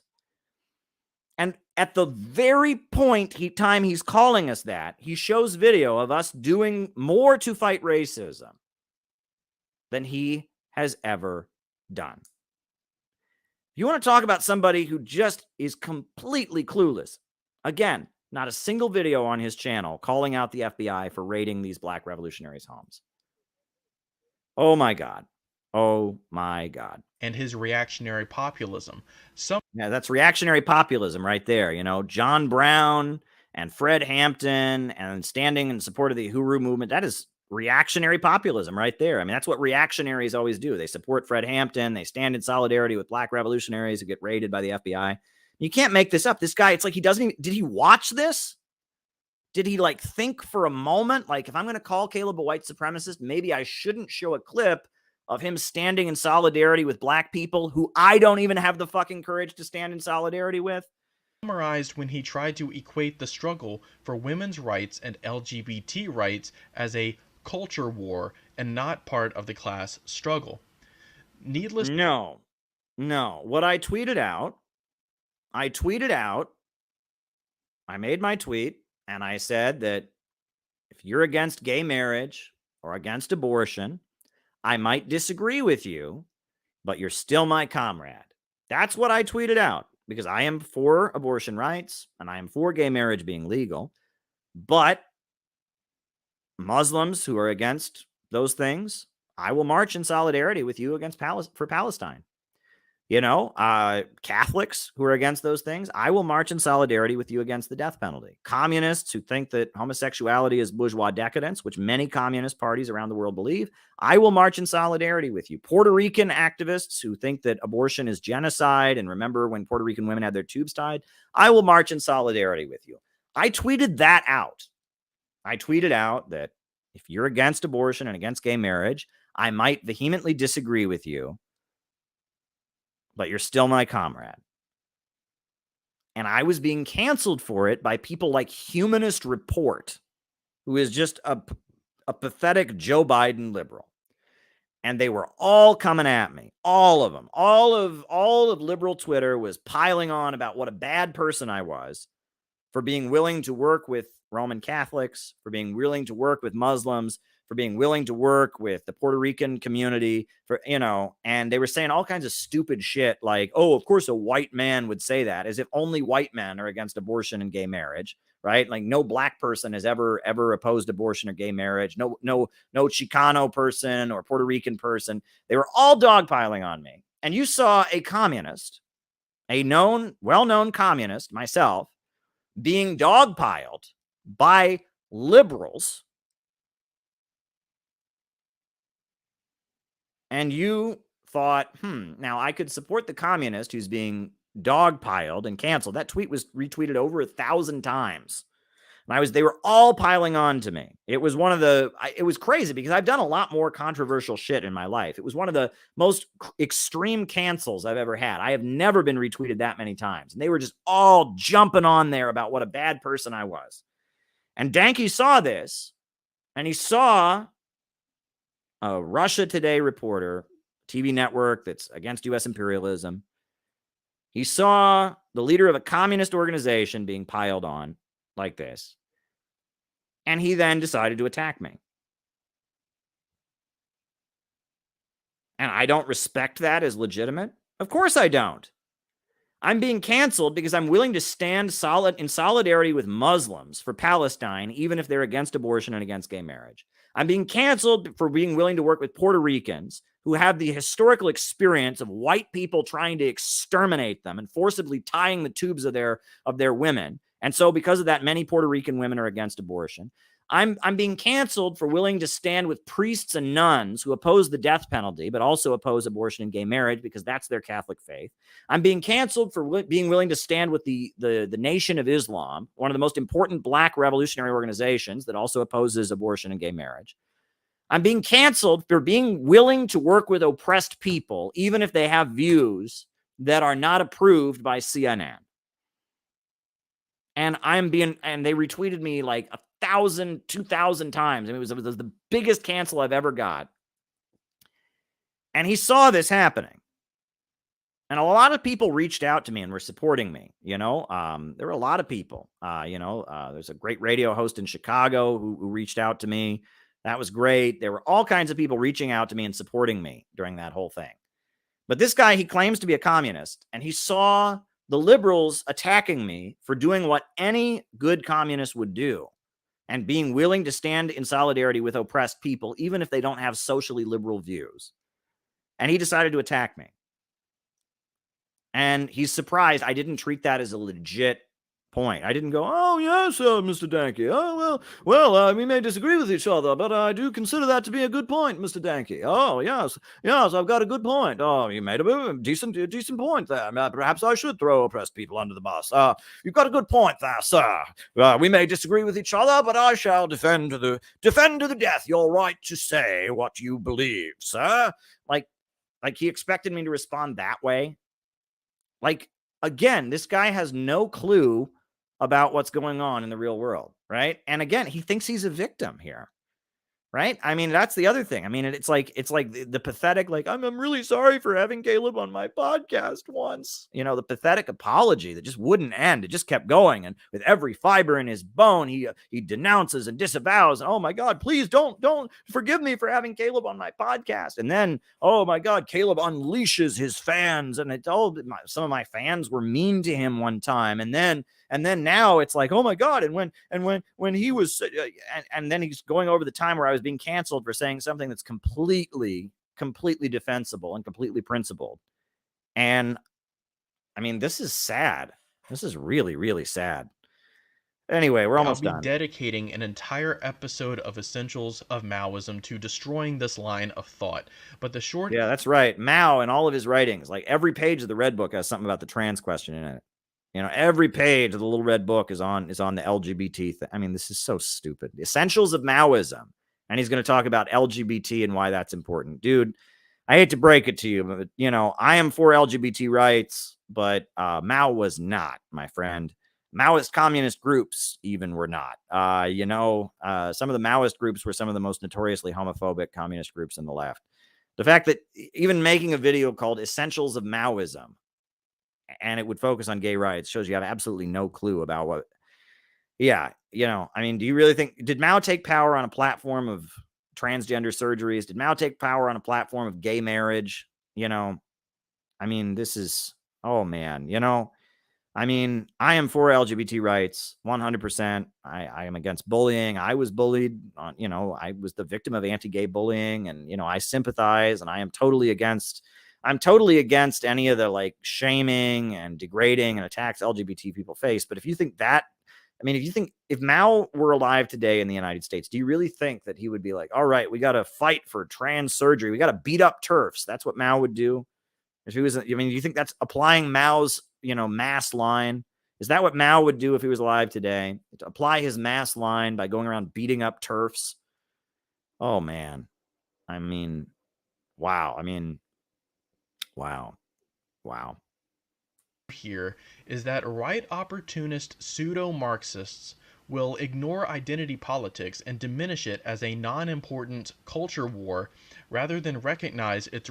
Well, identity politics that says the issue is not socialism, that says the way oppressed people gain liberation is not through the overthrow of capitalism and the breaking down of oppressive relations, but instead through competing narratives and, representation, having representation within the capitalist state.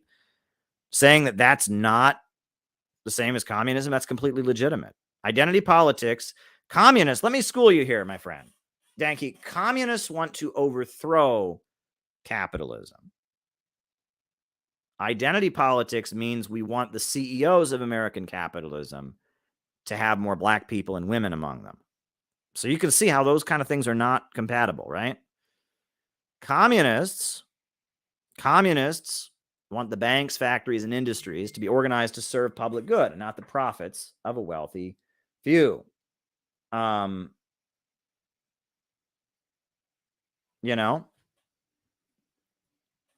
what we want. That is what we want. And identity politics is just about putting out the narratives of oppressed people. Identity politics is just about representation in the seats of power. And so it's a completely different worldview. Completely different worldview. So why does it bother you that I would call out an identity politics? I mean, like, do you know what Marxism is? Do you know that this stuff is not compatible with Marxism? I mean, have you seen the clips of Fred Hampton calling out identity politics? You know, where he's arguing about, you know, Baby Doc and Haiti, and I mean, you don't know any of this. Like, do you know what Marxism is? Do you know what identity politics is?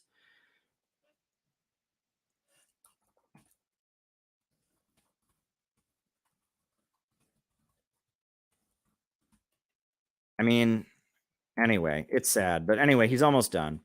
Rightful place within the class war. They will disregard the struggles of oppressed identities and false. Yeah, how did we do that? When a group of black revolutionaries gets their homes raided by the FBI, we're one of the only communist groups that will support them, and you don't. But we're disregarding the struggles of oppressed people. Was I disregarding the struggles of oppressed people when I got 2 women acquitted in juvenile court after I videotaped the police beating them up? Like, I am quoted frequently in Final Call, the newspaper of the Nation of Islam, one of the main black nationalist organizations in the United States. You do realize that, right? But I'm not interested in the struggles of oppressed people, right? I mean, this is so ridiculous. Equate all identity politics to liberalism. This is emblematic of the privilege that some opportunists. Identity politics is liberalism. The nationalism of the oppressed, that's different. But identity politics is liberalism. Identity politics is liberal. It just says we need more representation within the capitalist power structure. It says that there's not a class struggle. It says the goal is not to create socialism. It just says we need competing narratives. It's a form of postmodernism. You know, intersectionality and all of that is liberalism. Marxists possess. And this is emblematic of the petty bourgeois reactionary tendency that is rife within the Maupinites. All right. So that's the brilliant video by Danke there. I just did Danke a huge favor, right?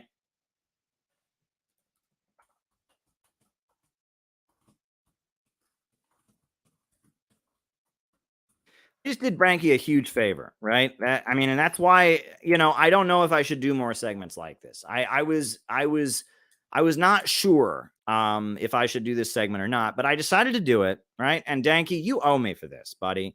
Your video is now going to get more views than ever because I did this for you. More people just watched your crap than ever would have watched it. There are more people watching right now probably than watched it today. And now people are running over there and leaving comments. And this is what everyone loves on YouTube, right? Everyone loves, oh, he said, she said, oh, they're fighting. Everyone loves that. Everybody loves that, right? So this is good for your channel. This is getting you more traffic on your channel. This is getting you more attention than you deserve. I'll tell you that much.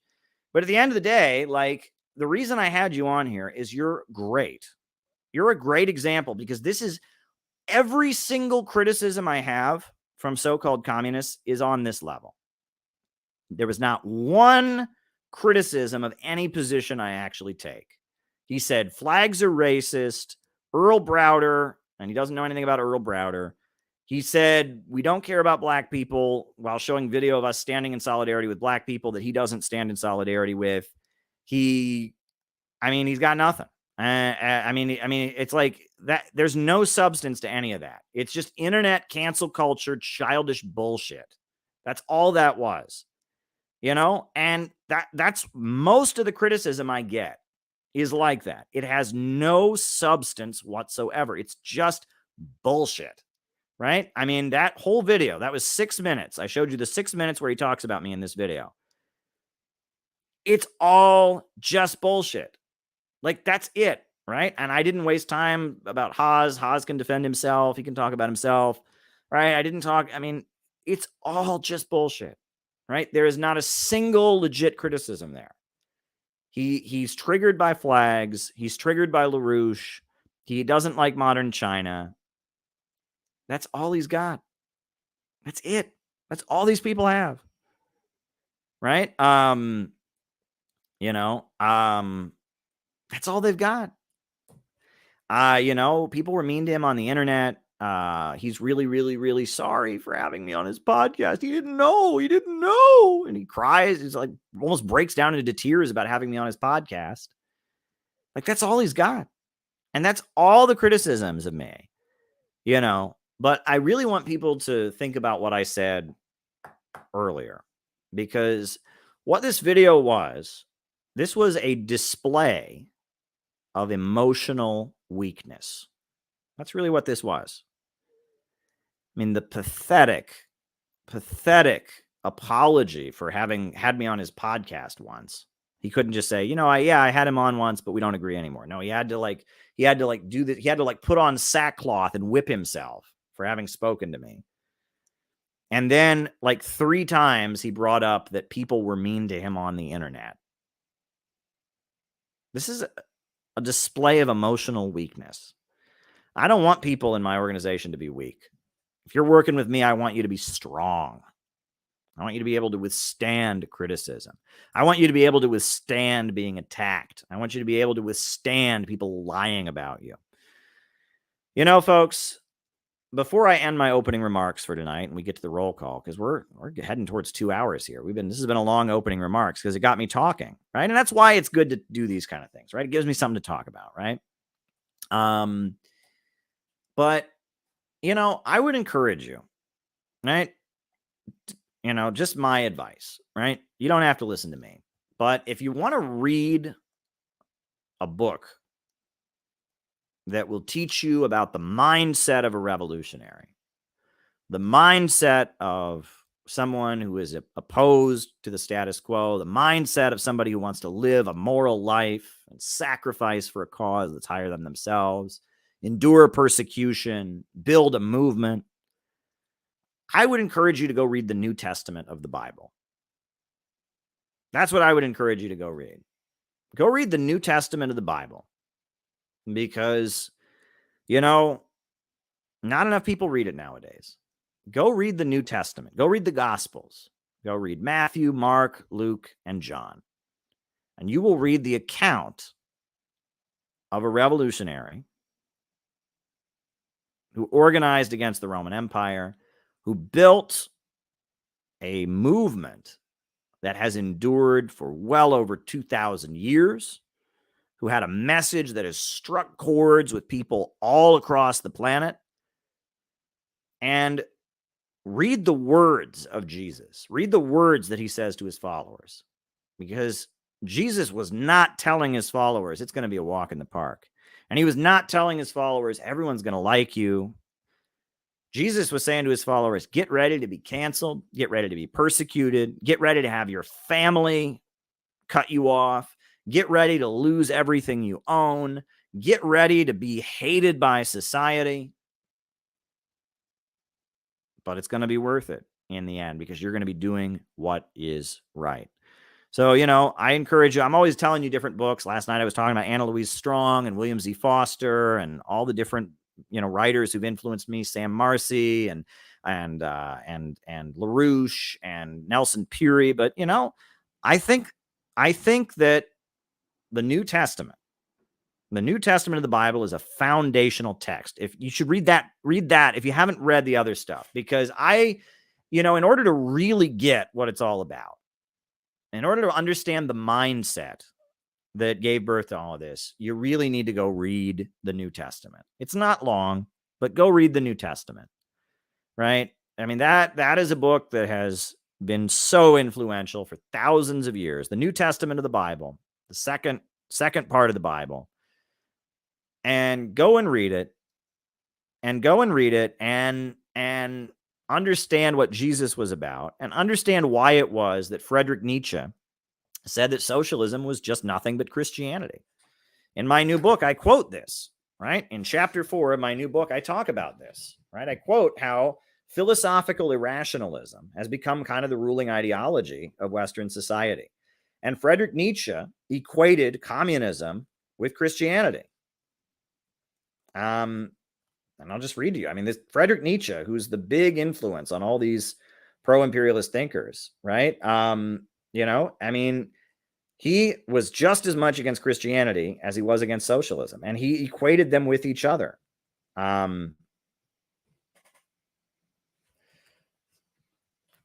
Right? He said, The fib of equality of souls has undermined the aristocratic outlook in the most insidious way. And while faith in the prerogative of the most is making and will make revolutions, it is Christianity. Let there be no mistake about it. And it is Christian judgments that turn every revolution into mere crime and bloodshed. Christianity is a revolt of all the groveling creatures against that which has stature. It is the gospel of the lowly, and it makes for lowliness. That's Friedrich Nietzsche speaking with hate for Christianity. Friedrich Nietzsche, he also wrote, he said, what else did he write? Well, I don't think I have other quotes from him. I have quotes from Lukács about him, but that quote from Nietzsche, right? Let us not underestimate the destiny that has crept all the way from Christianity into politics. Today, no one has the courage of special rights or the right of command or a sense of respect towards oneself and one's peers, a pathos of distance. Our politics are sick through an absence of courage. The fib of equality of souls has undermined the aristocratic outlook in the most insidious way. And while faith in the prerogative of the most is making and will make revolutions, it is Christianity. Let there be no mistake about it. And it is Christian judgments that turn every revolution into mere crime and bloodshed. Christianity is a revolt of all groveling creatures against that which has stature. The gospel of the lowly makes for lowliness. That's how much the elite hate Christianity, right? And Friedrich Nietzsche, Ayn Rand hated Christianity. She said it was the guilt-peddling Jesus industry. She said that money is not the source of all evil, it's the source of all good. She has a whole rant about that in The Fountainhead, or in the Atlas Shrugged book. Yeah, so if you really want to understand the basis of the outlook that kind of leads one to be a revolutionary, I would start with the New Testament, because it's a lot easier to read. It's a lot older, right? So that's just my advice there. And on that note, I guess I'll call people out as I see them. Names and locations, names and locations. I will call you out as I see you. Names and locations, names and locations. Who is with us tonight? Names and locations. We got Hugo from the Netherlands. We got True Class Analysis. There we go. There we go. Who else is with us? We got Timoshenko in St. Louis. We got Killian in Milwaukee. Very, very good. We got Jamie in St. Paul. Welcome, welcome. We got Johnston County, North Carolina. We got Ryan in Oakland. We got Boston, Massachusetts. Noah. Shout out to you, Noah. Great beloved member of our group. Sydney in Australia. Isaac in Vancouver. Jenny Lynn in Cincinnati. Detroit.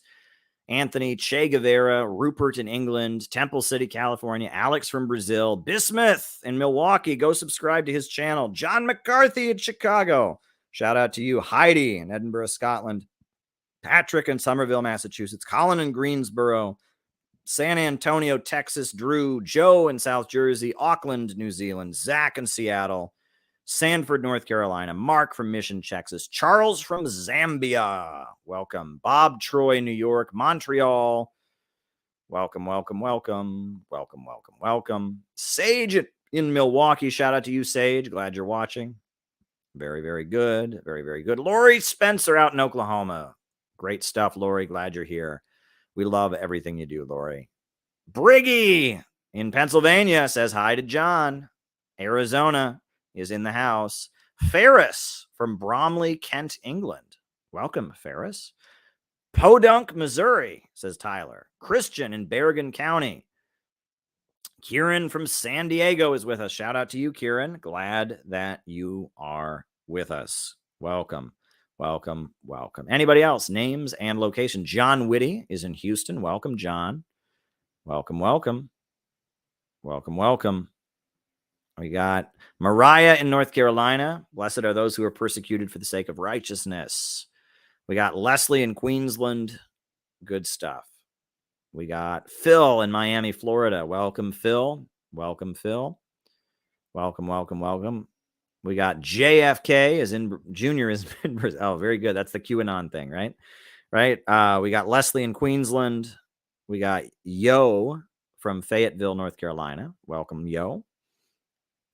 Welcome, Yo.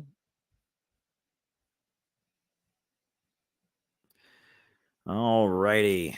All righty. All right. Well, next, I like to play music on these streams. One of my favorite Chinese communist songs is called "Without the Communist Party, There Would Be No New China." And so I actually found there's two newer versions of it by Chinese choirs and orchestras. So I'm going to put them on. But the tune is great. I mean, the lyrics are, "Without the Communist Party, there would be no new China. Communists carve out liberated territories. They're moving toward new democracy." The lyrics don't really work in English, but it's a great tune. It's kind of a fast, patriotic communist tune from China. So without the Communist Party, there would be no new China. Hit song of the Chinese Communist Party. All right, we're going to put that on. I love this song.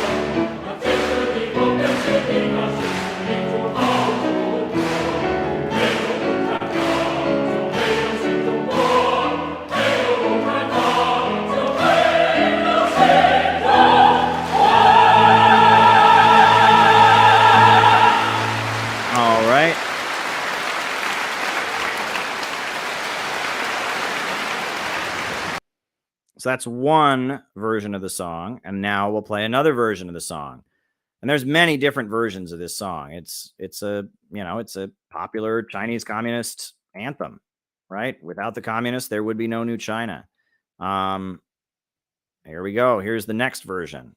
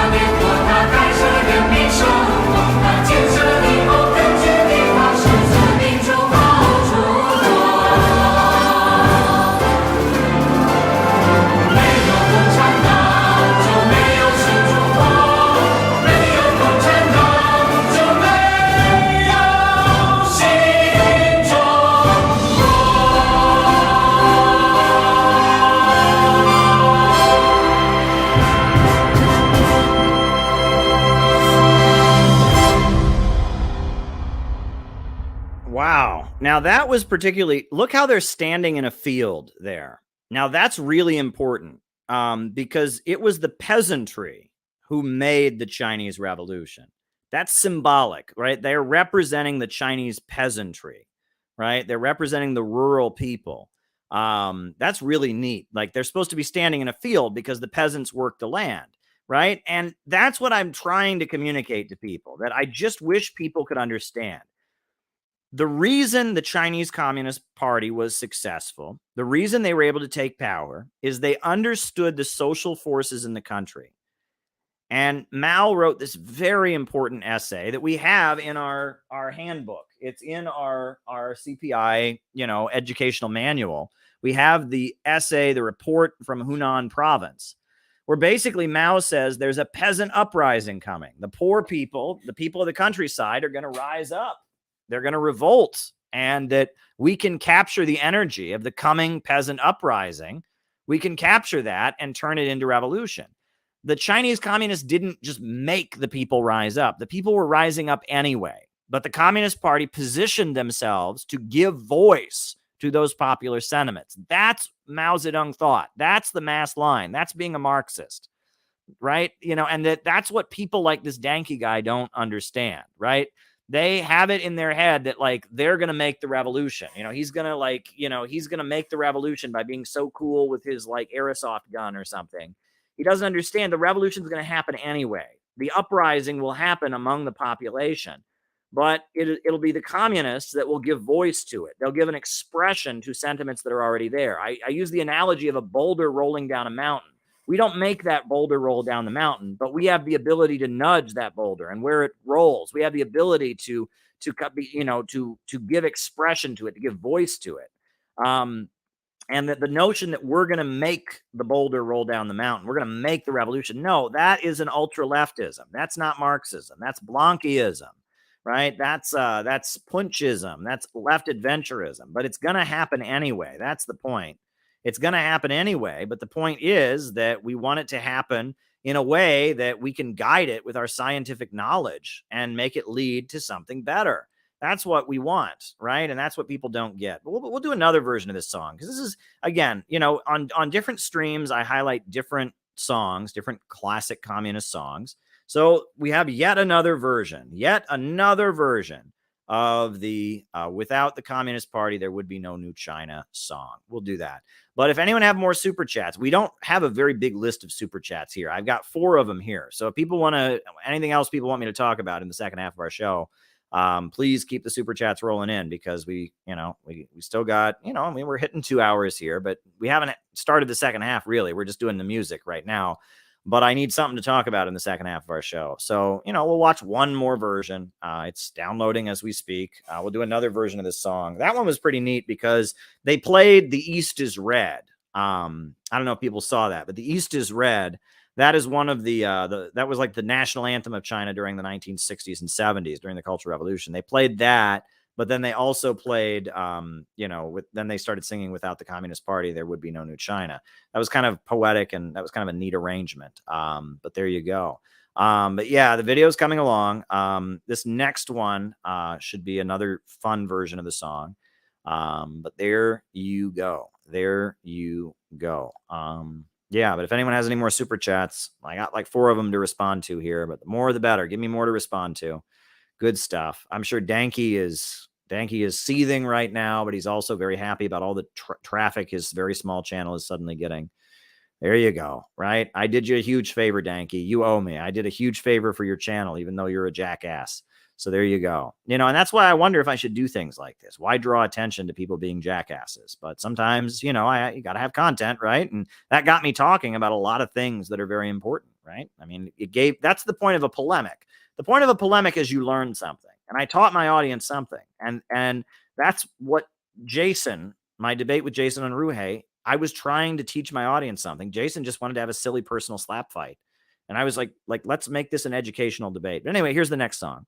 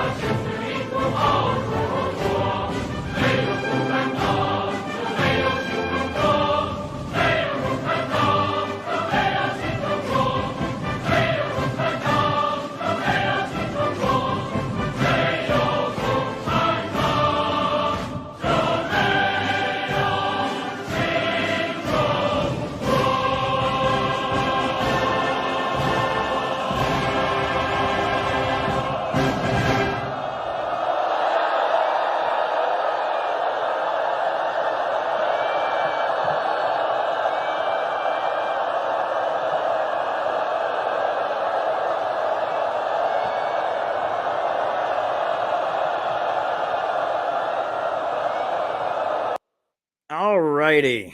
All righty. So there we go. We had our music break. And now I think we can start answering super chats. I got 4 of them here. First super chat. If Hillary Clinton approves, then they're deep state. Look, yeah, the fact that ContraPoints has the Hillary Clinton seal of approval. The Hillary Clinton made like a promotional video segment with her. I mean, that just tells you everything I need to know. I have been so validated on the BreadTube stuff. The fact that any of them still bait me on that, I'm just like, you really want to bait me on that? Let's go over the facts. I was right about Steve Hassan. And now we got MI6 involved, and now we got Hillary Clinton. I mean, it's like BreadTube being a deep state operation is like 100% confirmed now. Like, no one doubts it. They even joke about it among themselves. So I was right. I was right. I was right. I was right. All right. The fact that he's punching down and not focused on real powers is very telling. Exactly. Right. I mean, the fact that he said, oh, that sounded like it would have belonged on Fox News. It's like Fox News is more anti-state than most mainstream media is right now. You know, and that's the thing. It's like he thinks I'm the main danger. He said that the main danger is Caleb. And I'm like, okay, it's not the FBI. It's not U.S. imperialism. It's not the Pentagon. You know, and then someone said in the chat, said, well, maybe he means like the main enemy within the movement. Okay, well, wouldn't the main enemy within the movement be like AOC? Be like DSA? No, the main enemy is me. I mean, one of the only people who's actually anti-imperialist, actually opposes these wars. I mean, it's nuts. All right. Do American communists want to destroy the 4 olds?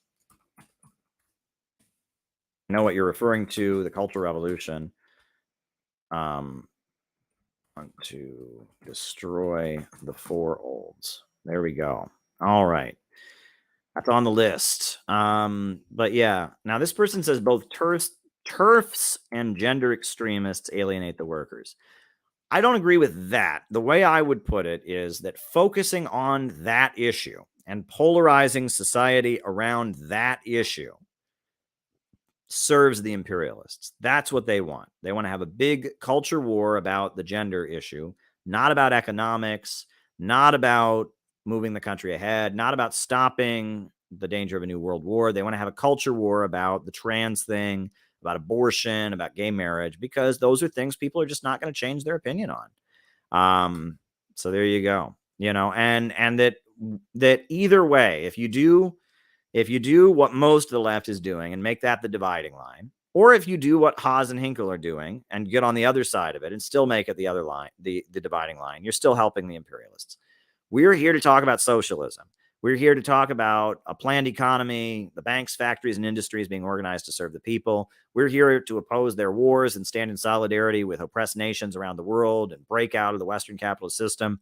We're not here to argue about gender surgery. We're not here to argue with you about abortion. We're not here to argue with you about gay marriage, right? That our job is to promote socialism and anti-imperialism. That is our job.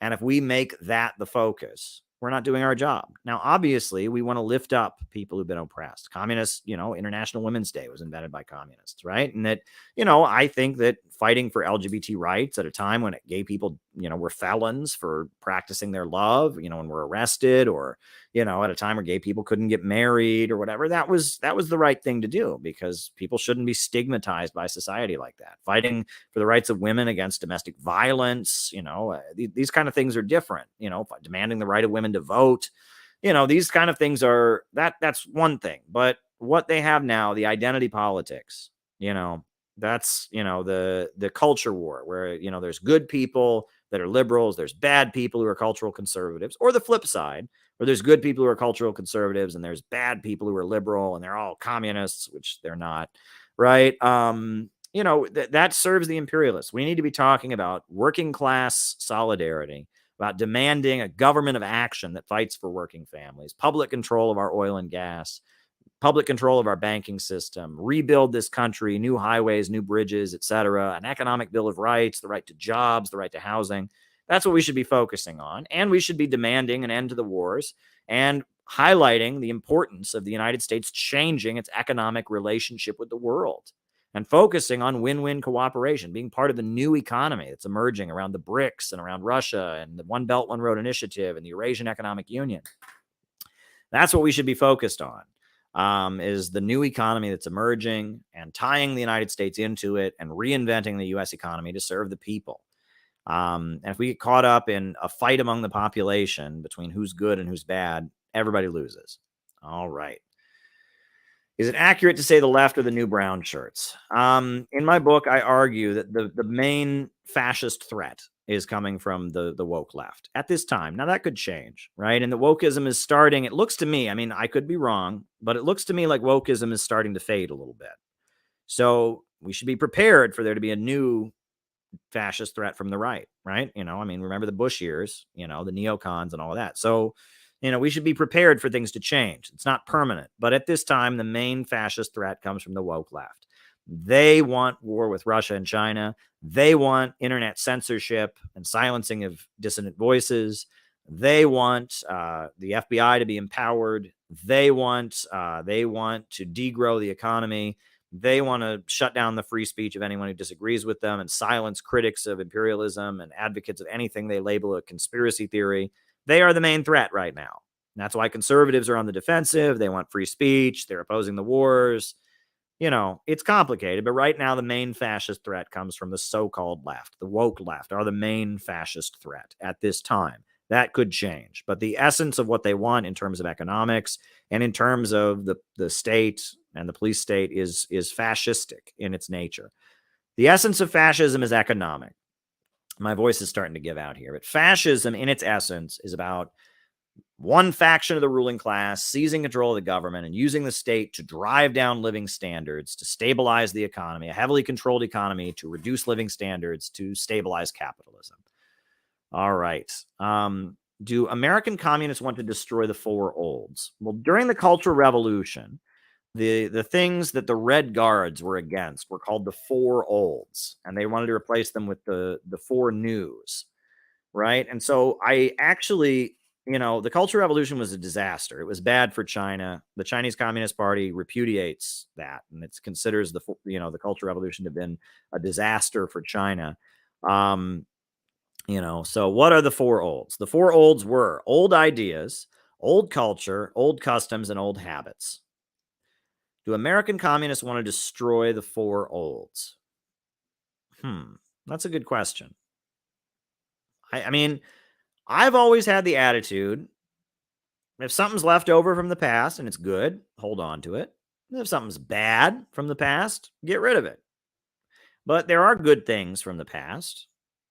I just recommended people read the New Testament of the Bible and how much it encourages you to stand up for what's right, make sacrifices for a higher cause, how much it tells you to endure persecution, how much it tells you to care for other people and learn to have compassion, not simply live for yourself, but live for the sake of others. And I tell people to read the New Testament. That's pretty old. I don't want to destroy that. And that's an old idea. Right. So I don't know. I don't know about that. I mean, that's the Cultural Revolution. Right. And the Cultural Revolution, I mean, look, I remember there's an article, I get the magazine of the Chinese Communist Party. Right. Their magazine, Kuixi. Right. This is their official ideological magazine, which they explain their ideas about Marxism. And one thing that they said, and I thought this was interesting. There was an article in Kuixi I read where they were saying that in China, there's a lot of talk about traditional Chinese culture, right? In China, they have filial piety, the Confucian idea of loyalty to one's parents, and that, that traditional Chinese culture is something that's really valued in China. However, traditional Chinese culture is not always in line with Marxism. And they argued that, the Chinese Communist Party supports traditional Chinese culture, but not aspects of it that are rooted in feudalism. And that's an important point to make. And some aspects of traditional Chinese culture are rooted in feudalism. They're proud of their history and their culture as a people, but they also realize that some of the traditions they have, are rooted in feudalism. I actually, I did a radio interview, and I'm going to post it probably tonight. I went on the show with Garland Nixon and Dr. Wilmer Leon on the Critical Hour on Friday. And they surprised me. They asked me about the Dalai Lama and that gross video of the Dalai Lama sucking the tongue or asking the kid to suck his tongue and all of that. And they asked me what I thought about it. And at first, I gave the standard answer about Tibet separatism and how that's CIA. I talked about the Tibet Civil War in the 1950s, all the people who died, all of that. But then I also talked about like what was actually going on. And I want to shout out to Brian because he did some good research into that. And he actually sent me a lot of information. I think they surprised me with the question in the interview. And so I gave my position. That clip of the Dalai Lama, right? Where he's with this little boy and he says the little boy, suck on my tongue. And everyone's like, that's gross pedophile shit. And it is. But the context is even more telling, right? Because the context of that clip, if you understand what's actually happening there, it's even sadder. But basically what happens is, so the Dalai Lama, right, in traditional Tibetan Buddhism, he's God on earth, right? He is considered to be like a Christ-like figure. He's a holy man, right? He's like the Pope. He's God on earth. He's the reincarnation of the Buddha. He's really, really sacred. So there is all kinds of ritual with traditional Tibetan Buddhists about how you act around him. You're not supposed to talk to him. You're not supposed to reach out your hand to shake his hand, stuff like that. There's this whole rich, there's all this elaborate ceremony. Well, this little boy, he's a little kid. Little kids often don't know about that, right? They talk when they're not supposed to. They stand in the wrong place. I mean, it's just a thing that happens, right? So this little boy, he was there with the Dalai Lama and he didn't know the rules. And so he said to the Dalai Lama, he said, will you hug me? And the room gasped. The room gasped because you're not supposed to do that, right? I mean, that's, you don't ask the Pope to hug you. You got to meet the president. You don't say, hey, Mr. President, can you come over here? And so the room was like gasping that this little kid didn't understand the social cues. So the Dalai Lama is with the kid and he's like, what's going on there? And this is, and people who research this, it's sad and it's gross. But what the Dalai Lama is doing is he's like humiliating the kid. And he's like saying, all right, you little whippersnapper, you didn't show me proper respect. I'm going to embarrass you in front of everybody. That's what he's doing. And it's really sad. You know what I mean? And you could think about, there's things like that go on in different cultures where children are degraded, embarrassed, shamed. That's what's going on there. The Dalai Lama is saying, all right, you little whippersnapper, you're out of line here. I'm going to like embarrass you. And that's what he's doing there. I mean, people say, well, it had a sexual maybe it did. I don't know. I mean, I don't know what goes on in the Dalai Lama's head, but more than about sex, it was about degrading. He was humiliating the kid. The kid broke the rules. The kid, embarrassed, was awkward. He broke the rules of honoring this holy man. And so, he gets there and he's like, suck on my tongue, little boy. Ugh. It's gross. It's gross. But those are the kind of things that those are the kind of patriarchal traditions that go on, right? There are different ways in different cultures, that children are kind of degraded, reminded that they are less than others, and that's not good, right? And those are the kind of traditions that might be traditional in your country. Right. It might be traditional in your culture, but that's the kind of thing we should get rid of. Right. Nowadays, there's a real emphasis on making kids aware of their bodily autonomy. Right. You don't make kids hug relatives if they don't want to. Right. Because you don't have to hug somebody if you don't want to. Right. And there's a lot of things that they train parents to do with their kids now that are different than what a lot of us grew up with, because it's about making sure that children understand their people. They have rights to their own bodies. They have rights to, and that what the Dalai Lama was doing there. I mean, that's part of the tradition of children are property.